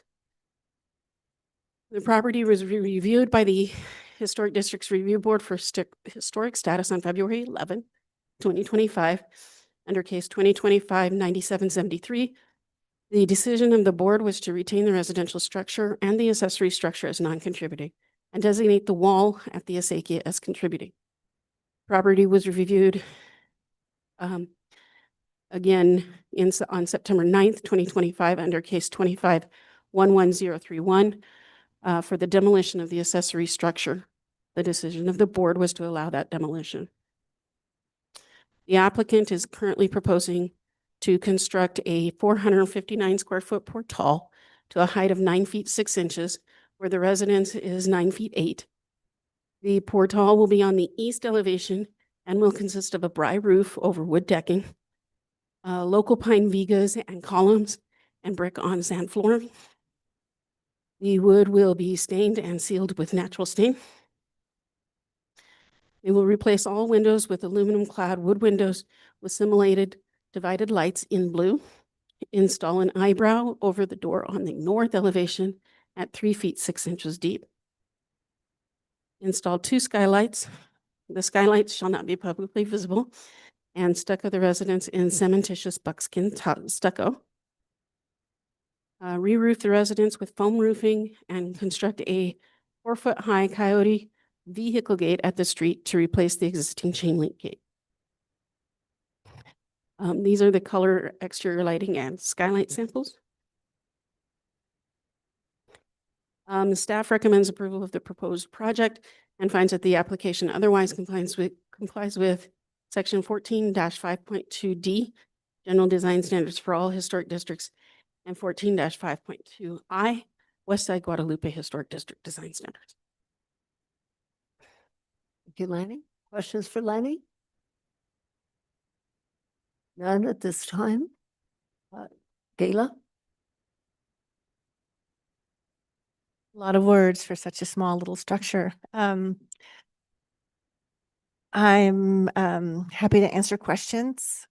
We're keeping basically the footprint of the house and just rearranging some things on the inside. And then therefore the windows will also be rearranged. The portals will provide outdoor living space. The gate, actually, they're the ones, my clients wanted the sort of more metal gate that there's a picture of. They're not attached to how it is. They just want it to be off the street so that you don't have to park in the middle of the street to open the gate. So Gayla, how deep is the portal? I think it's 12 feet. I'd have to look. 12 feet is my favorite dimension for a portal because it allows for seating, a table, and then you can still pass through. So it becomes a true living space. So that's generally where I start. Any other questions for the applicant? No, and I'll call for public comment, but there is no one. I'm not saying you're no one, Richard. And there is someone hidden back there. Oh, sorry about that. You are allowed to speak if you'd like. And I'm gonna guess that no one online. You're correct, Chair Rios. Okay, motion, please. Someone? I can make a motion. Yes, Member Chair.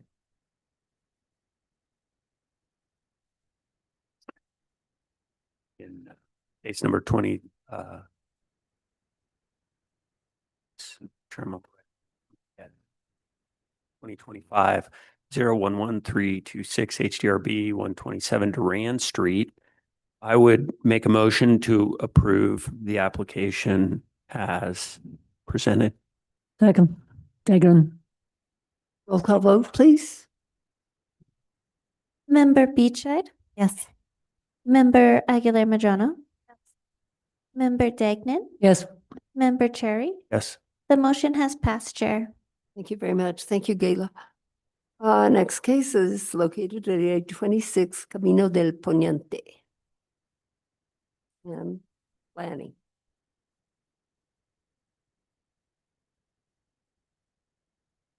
Making up for not speaking to you guys last time.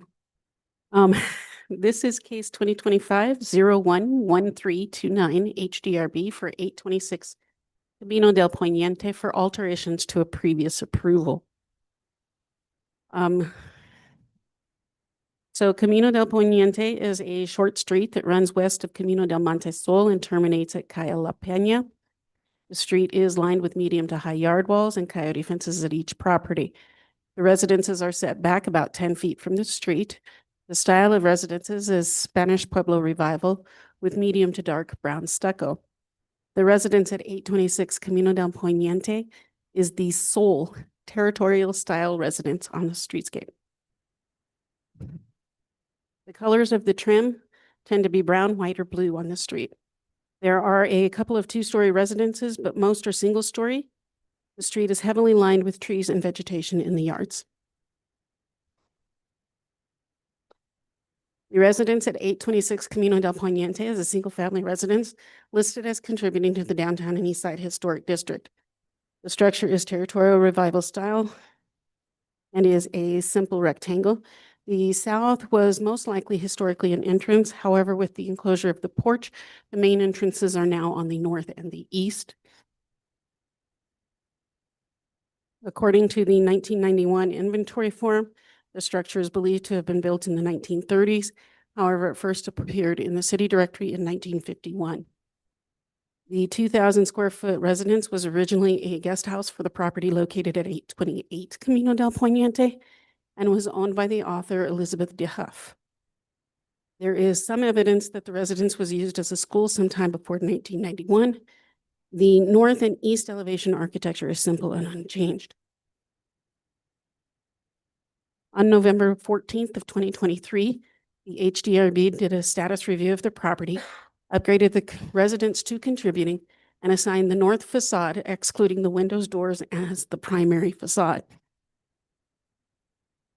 On February 13th of 2024, the HDRB approved a remodel of the property under case 247775, including on the east elevation, constructing a 675 square foot two-car garage addition to a height of 14 feet 3 inches. Construct a 120 square foot entry portal to a height of 10 foot 3 that connected the garage to the current entry door of the existing house. On the west elevation, construct a 103 square foot addition at the same height as the existing house. On the southwest corner, construct a 5'4" high stuccoed yard wall running along the west of the driveway that connected to the new garage entry gate at the south of the driveway. And install a 4-foot high entry wall with a pedestrian gate at the northern end of the west side of the garage. Tonight, the applicant is proposing to make changes to the previous approval, case 2024-007775 HDRB. Those changes include decreasing the approved garage from 675 square feet to 516 square feet and relocate the approved garage about 18 inches from the east property line in order to save us several significant trees. Decrease the covered area at the garage to 27 square feet from 51 as a result of the garage size change. And that's the area that is at the front of the garage. Enclose a 49 square foot portion of the new approved portal for heated space, decreasing the portal to 114 square feet.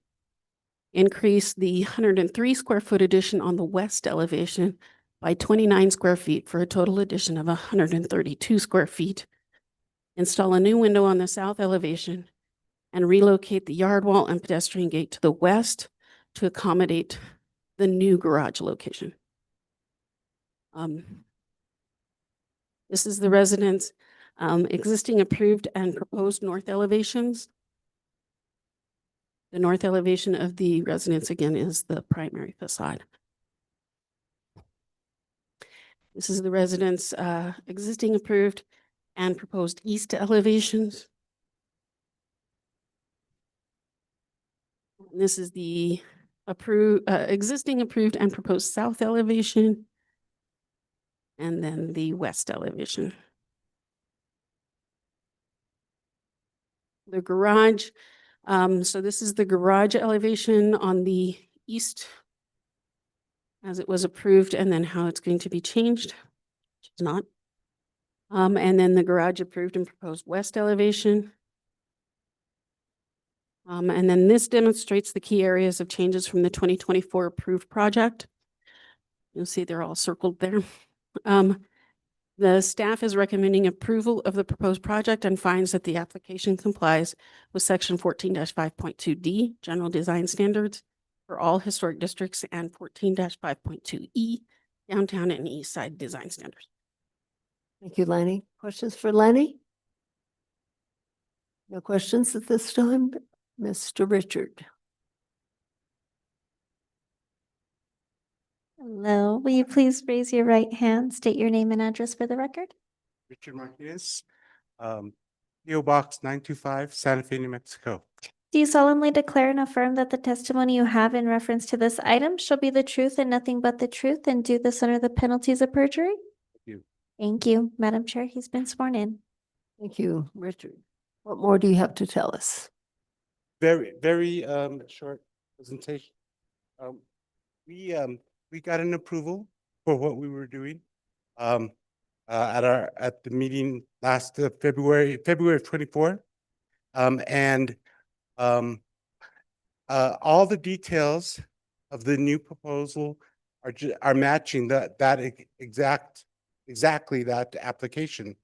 It's simply that the owners want to retain two large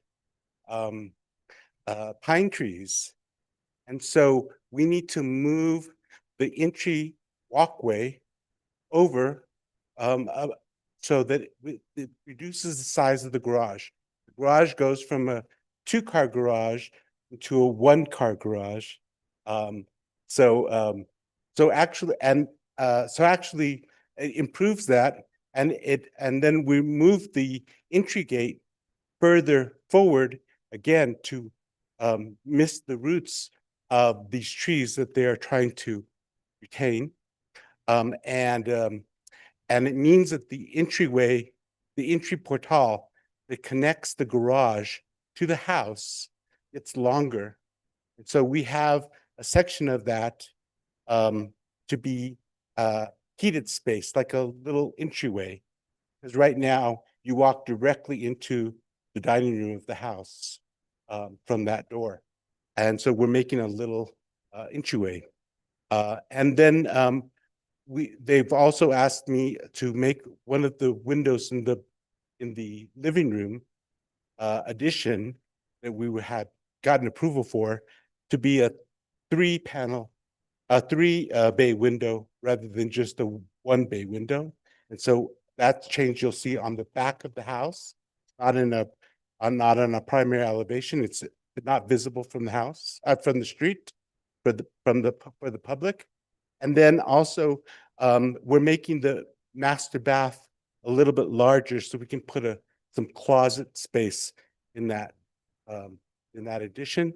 That's that little bump out at the goes on the plan. And again, it's not visible from the street. It's just an area of the house that looks at the rest of the house and the side wall. So it's not visible at all. But other than that, we're just trying to save a couple of trees that we were planning to take out. Richard. Questions for Richard? Member Cherry? Yeah, so I'm just curious about the trees. Because when we were at the site, what was pointed out to me, and maybe I just misunderstood, was that we were saving the big Chinese elm that's on the on the corner of to the southeast of the proposed garage area. But that's not those aren't the trees That's not the tree. No. Okay. But we are saving that tree. It's remaining. It's the 2 pine trees that are along the walkway. Okay. That you go from the from the front of the house into the side entrance, into the new front door. Okay, and that's why pushing it over, you've got to you increase the distance between the house and the garage. Yeah, I showed, I drew those pine trees in my new floor plan. I'm gonna walk over and point to those pine trees right now.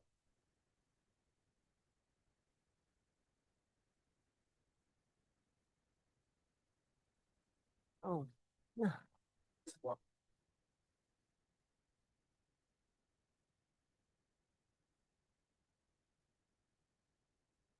And then that gave you the space to add the heated entry. Yes, and so it made the garage, the saving the trees, made the garage much smaller and made the entry portal longer. And so I created a little heated space of that, under that portal. Thank you.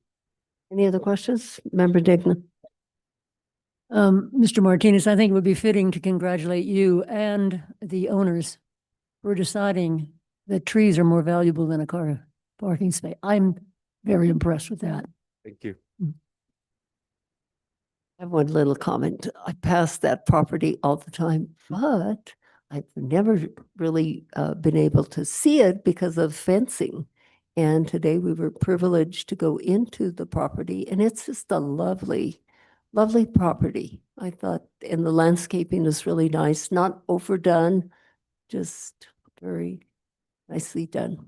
One of the owners is a landscape designer. Oh, might have to go knock on the door. Okay. Yeah, I just was very impressed with that personally. Okay, no further questions for Richard? And I'm gonna guess no one from the audience talk at this time, and no one online, and so a motion is in order. Member Degnan. Thank you, Chair Rios. I would like to move that case number 2025-011-354-8DRB. I'm sorry, gave you the wrong one. Let me get you the right one. 2025-011-329 HDRB 826 Camino El Poniente. I move approval of the request. Vijay seconds. And, okay, Member Biche, Yes. Member Aguilar Madrono, Yes. Member Degnan, Yes. Member Cherry. Yes. The motion has passed, Chair. Thank you. thank you, Richard. Last case this evening is located at 515 Paseo de Peralta. That's Amanda. Oh.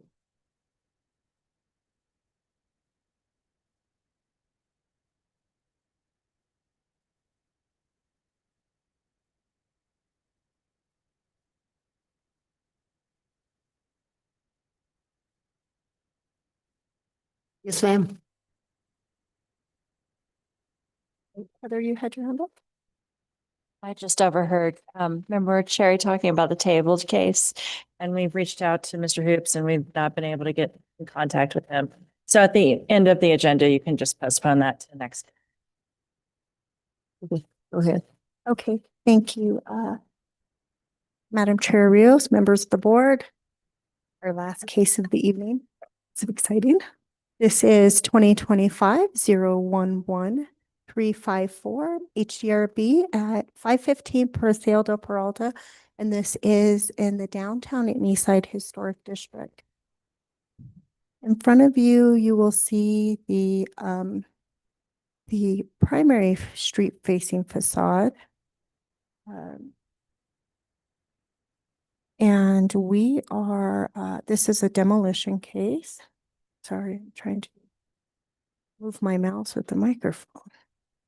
Okay, so just a little history. In 2025, the HDRB voted to retain significant status of the main residence, excluding the Northwest addition and the addition on the other side facade and the shed structure and the garage structure. And those were considered non-contributing because the building lacked integrity in each of those motions. And here is the freestanding shed that was considered non-contributing. So this also is requested to be demolished this evening, as well as the garage. And our historic building manager, inspector, primary inspector agreed with staff that these buildings all were in order for demolition. And then there are a few low walls that were considered non-contributing as well that are being asked to be demolished with this application. I stand for questions. Questions, comments? None? Nada. Applicant? Yes.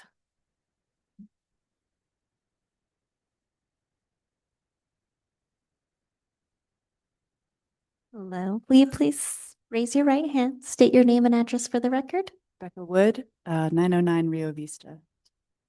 Do you solemnly declare and affirm that the testimony you have in reference to this item shall be the truth and nothing but the truth and do this under the penalties of perjury? Yes. Thank you. Good evening, and do Good you have evening. anything more to add to what Amanda just told us? Thank you, Madam Chair, members of the board, for this late night. I have a whole presentation, but I think she did a great summary of what we're asking for. The two Okay. additions, the two outbuildings, the 3 site walls, none of which are contributed. And if you have any further questions, I can pull up the photos. Any questions for the applicant? No? Yes, I was just wanting to know if I can. Oh, absolutely. Member Uh, Terry? Was the stair being proposed to be demolished along with the wall adjacent to the stair? I know there was some conversation about that today. Yes, member Cherry and members of the board, the stairs that are here on the contributing wall. Let me see if there is a better, On the west side of the building, the west side of the building, those are proposed to be demolished along with that wall as well, yes. I do not have a better picture of it.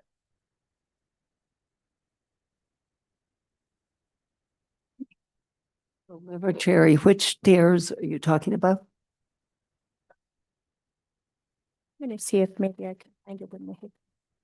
on the west side of the building, next to they lead up to the outbuilding. Is it the little group of stairs or the bigger group? The little group of stairs. Okay. Is there's a kind of a retaining wall of older sort of Well, she said it was multicolored brick. Yeah. Right. Yeah, and then there's that more maroon colored brick that the stairs are, and that the wall sort of bookends the stairs is. Thank you. Any other questions, comments? Nothing further. Motion, please. I'm going to say public comment. No one is commenting. So I will entertain a motion.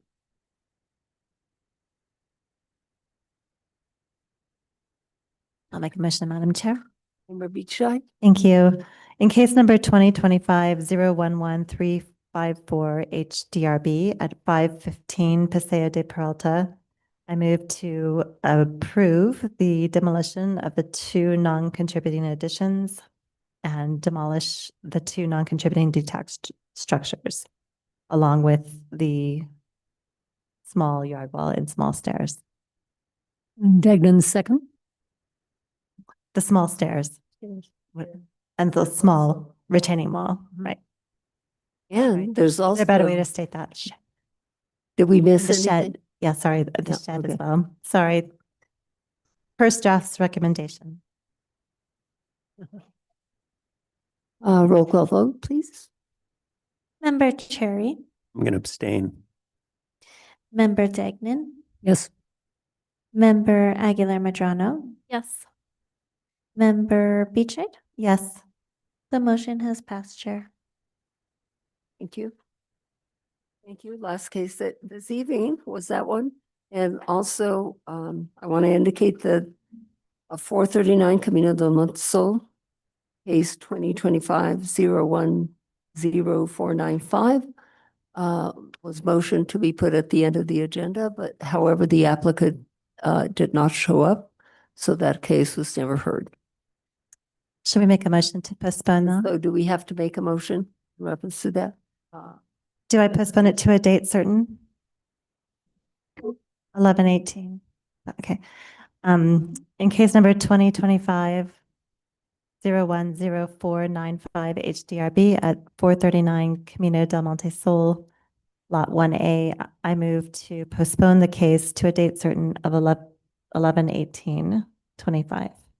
Aguilar Madrano seconds. Roll call vote? Member Cherry, Yes. Member Degnan, Yes. Member Aguilar Madrano. Yes. Member Beechey. Yes. The motion has passed, Chair. Thank you very much. Anything under discussion items? Staff? There are no items from me. Good. Any matters from the board? Member Chair. So just in sort of to, I guess, put on the record and just potentially talk about with staff from today's field trip, we had a discussion about story poles, and we seem to have had a few cases recently where there was some confusion, and Lanny provided us with the current packet, which has the requirement for story poles. So that cleared up a few of these, which were when they need to go up, which is the day they need to be up for the day of the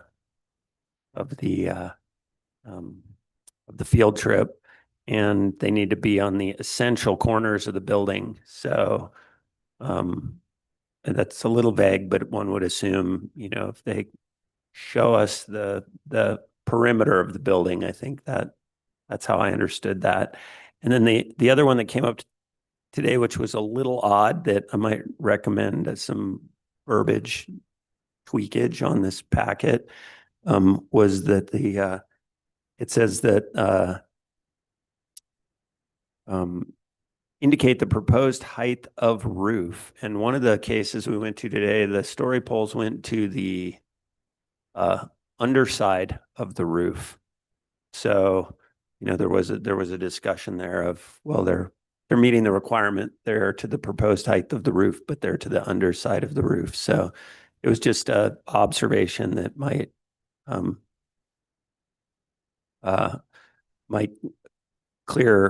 read clearer if it said to the top, proposed height at the top of the roof. So there's not. That has always been my understanding, that they have to be at the height of the proposed building. It seems obvious, but it happened today Right. that We were ended up at the underside of the roof. And so anyway, it wasn't end of the world, but it was just a observation. And then To add to that, Scott, it was clear that the applicant really tried to do what they were asked. I guess they just didn't understand, as they went to very careful 4 buckets so it was nice, but it wasn't height. And then the only other question I have is regarding the requirement for when a HICP is required. Is there a specific requirement from staff for when a HICP is required? Because it also seemed like on a few of the cases today, there were antiquated HICPs that it would have been handy to have better HICPs. And I know that one of them was 20 years old. And I know from my experience on the other side of the podium, I've been required specifically at prior years to 20. So I was just curious what the current requirement for that is. Gary? Cheerios and member Cherry, we do have, like, we go through the whole thing. If we have a Higbee that does not have enough information, we do require that. We do require a new Higbee, so we go through that, But so. if you, in your analysis, if a Higbee is 20 years old, you feel that it's got plenty of information or current information, it goes? Correct, yes. We'll usually do the research on it, and then if it has, good enough information, then we go do that. And also we do research on if it was approved by the board as well. We do that as well. Might want to state, even though this Higbee is 20 years old, we have researched the information, and you might state that just for clarification purposes for the boards.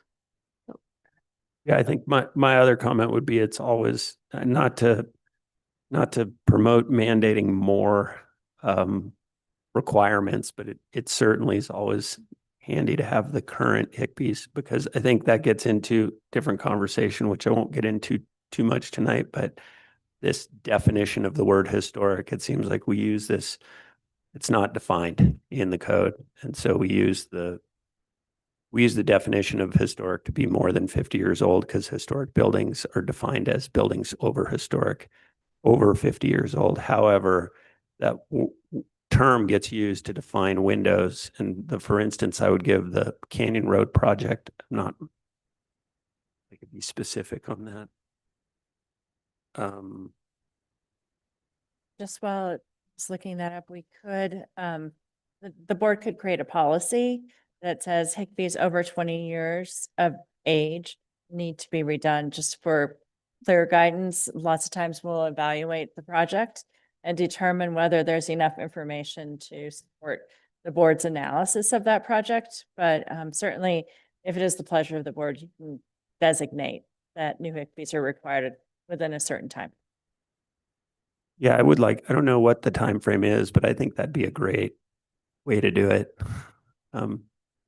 So Less than 20. what would you recommend?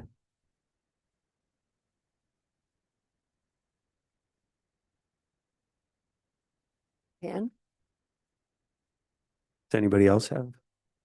I'm just curious. I think it probably depends on what the application is for. So if it's for a simple thing that doesn't require an evaluation of status or something like that, we may not want to make a policy of like always requiring a new Higbee, because I think there's an added expense to the applicant to do that, correct? So we always have the opportunity to request that they come back with a new Higbee. If we don't feel like there's enough, we can ask the applicant to do that and come back.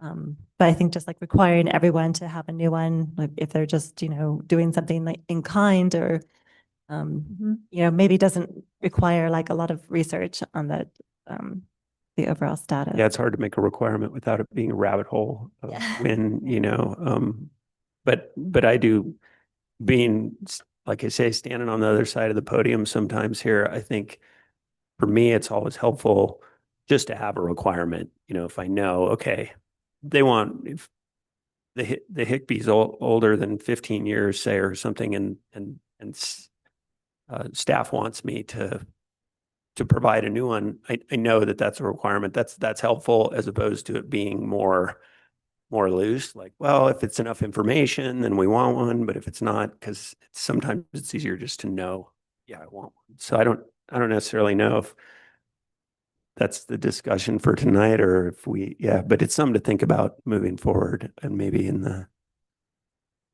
Think about it and get more input from one of us and.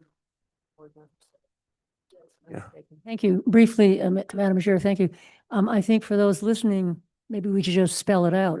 We all know what Higbee is, but I want to take a shot at it. I'm the new kid on the block until I'm not, right? Historic Preservation Cultural Inventory? What's Higbee stand for? Historic Cultural Properties Inventory. Oh, close enough. No cigar. Close enough. Okay. Thank you. But that's an awfully long title. Yeah, the case I was referring to was the case on 925 Canyon Road.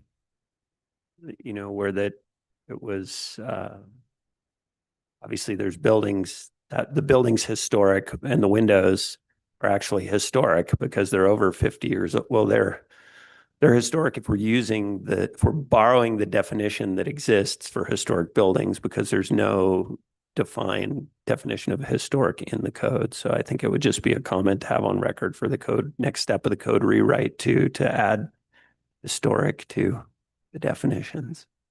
No, you cannot. You had your opportunity to speak, buddy. Yeah.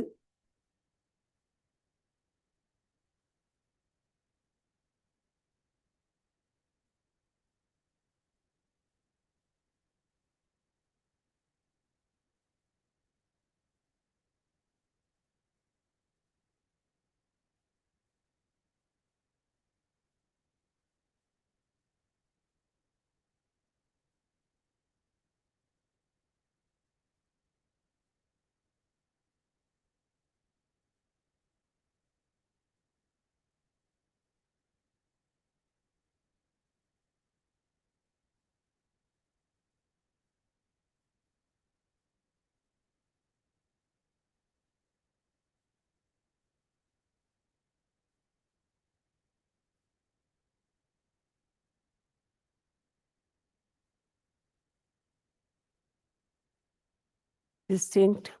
Mhm.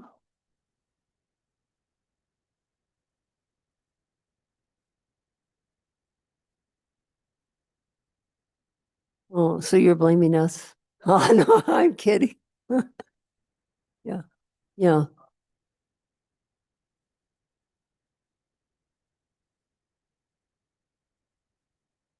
So we were nicer to you tonight, Mr. Martinez, than the state was. I'll have to ask them about that.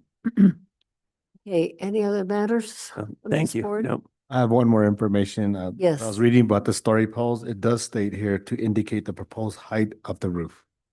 Right. That's what I said, the height of the roof, but it didn't say the height of the top of the roof, because this is the story poles we saw today. Yeah. Went to the height of the bottom of the roof. So arguably they met the requirement, but sort of missed the point of what we all kind of understood We it got it. should probably represent.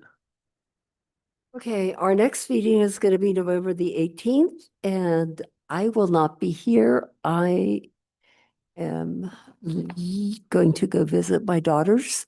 And I'm leaving November 17th, unless, with the situation that we have at hand these days at airports, unless they send me back to Santa Fe. And I'll be gone I'll be back December 7th. A little vacation for me. And do I hear a motion to adjourn? Beachside so moves. Gagnon second. All those in favor say a loud aye. Loud eye. Loud. And those opposed say no. Okay, so we are adjourned. Not too bad, 9:15 for all the cases that we had.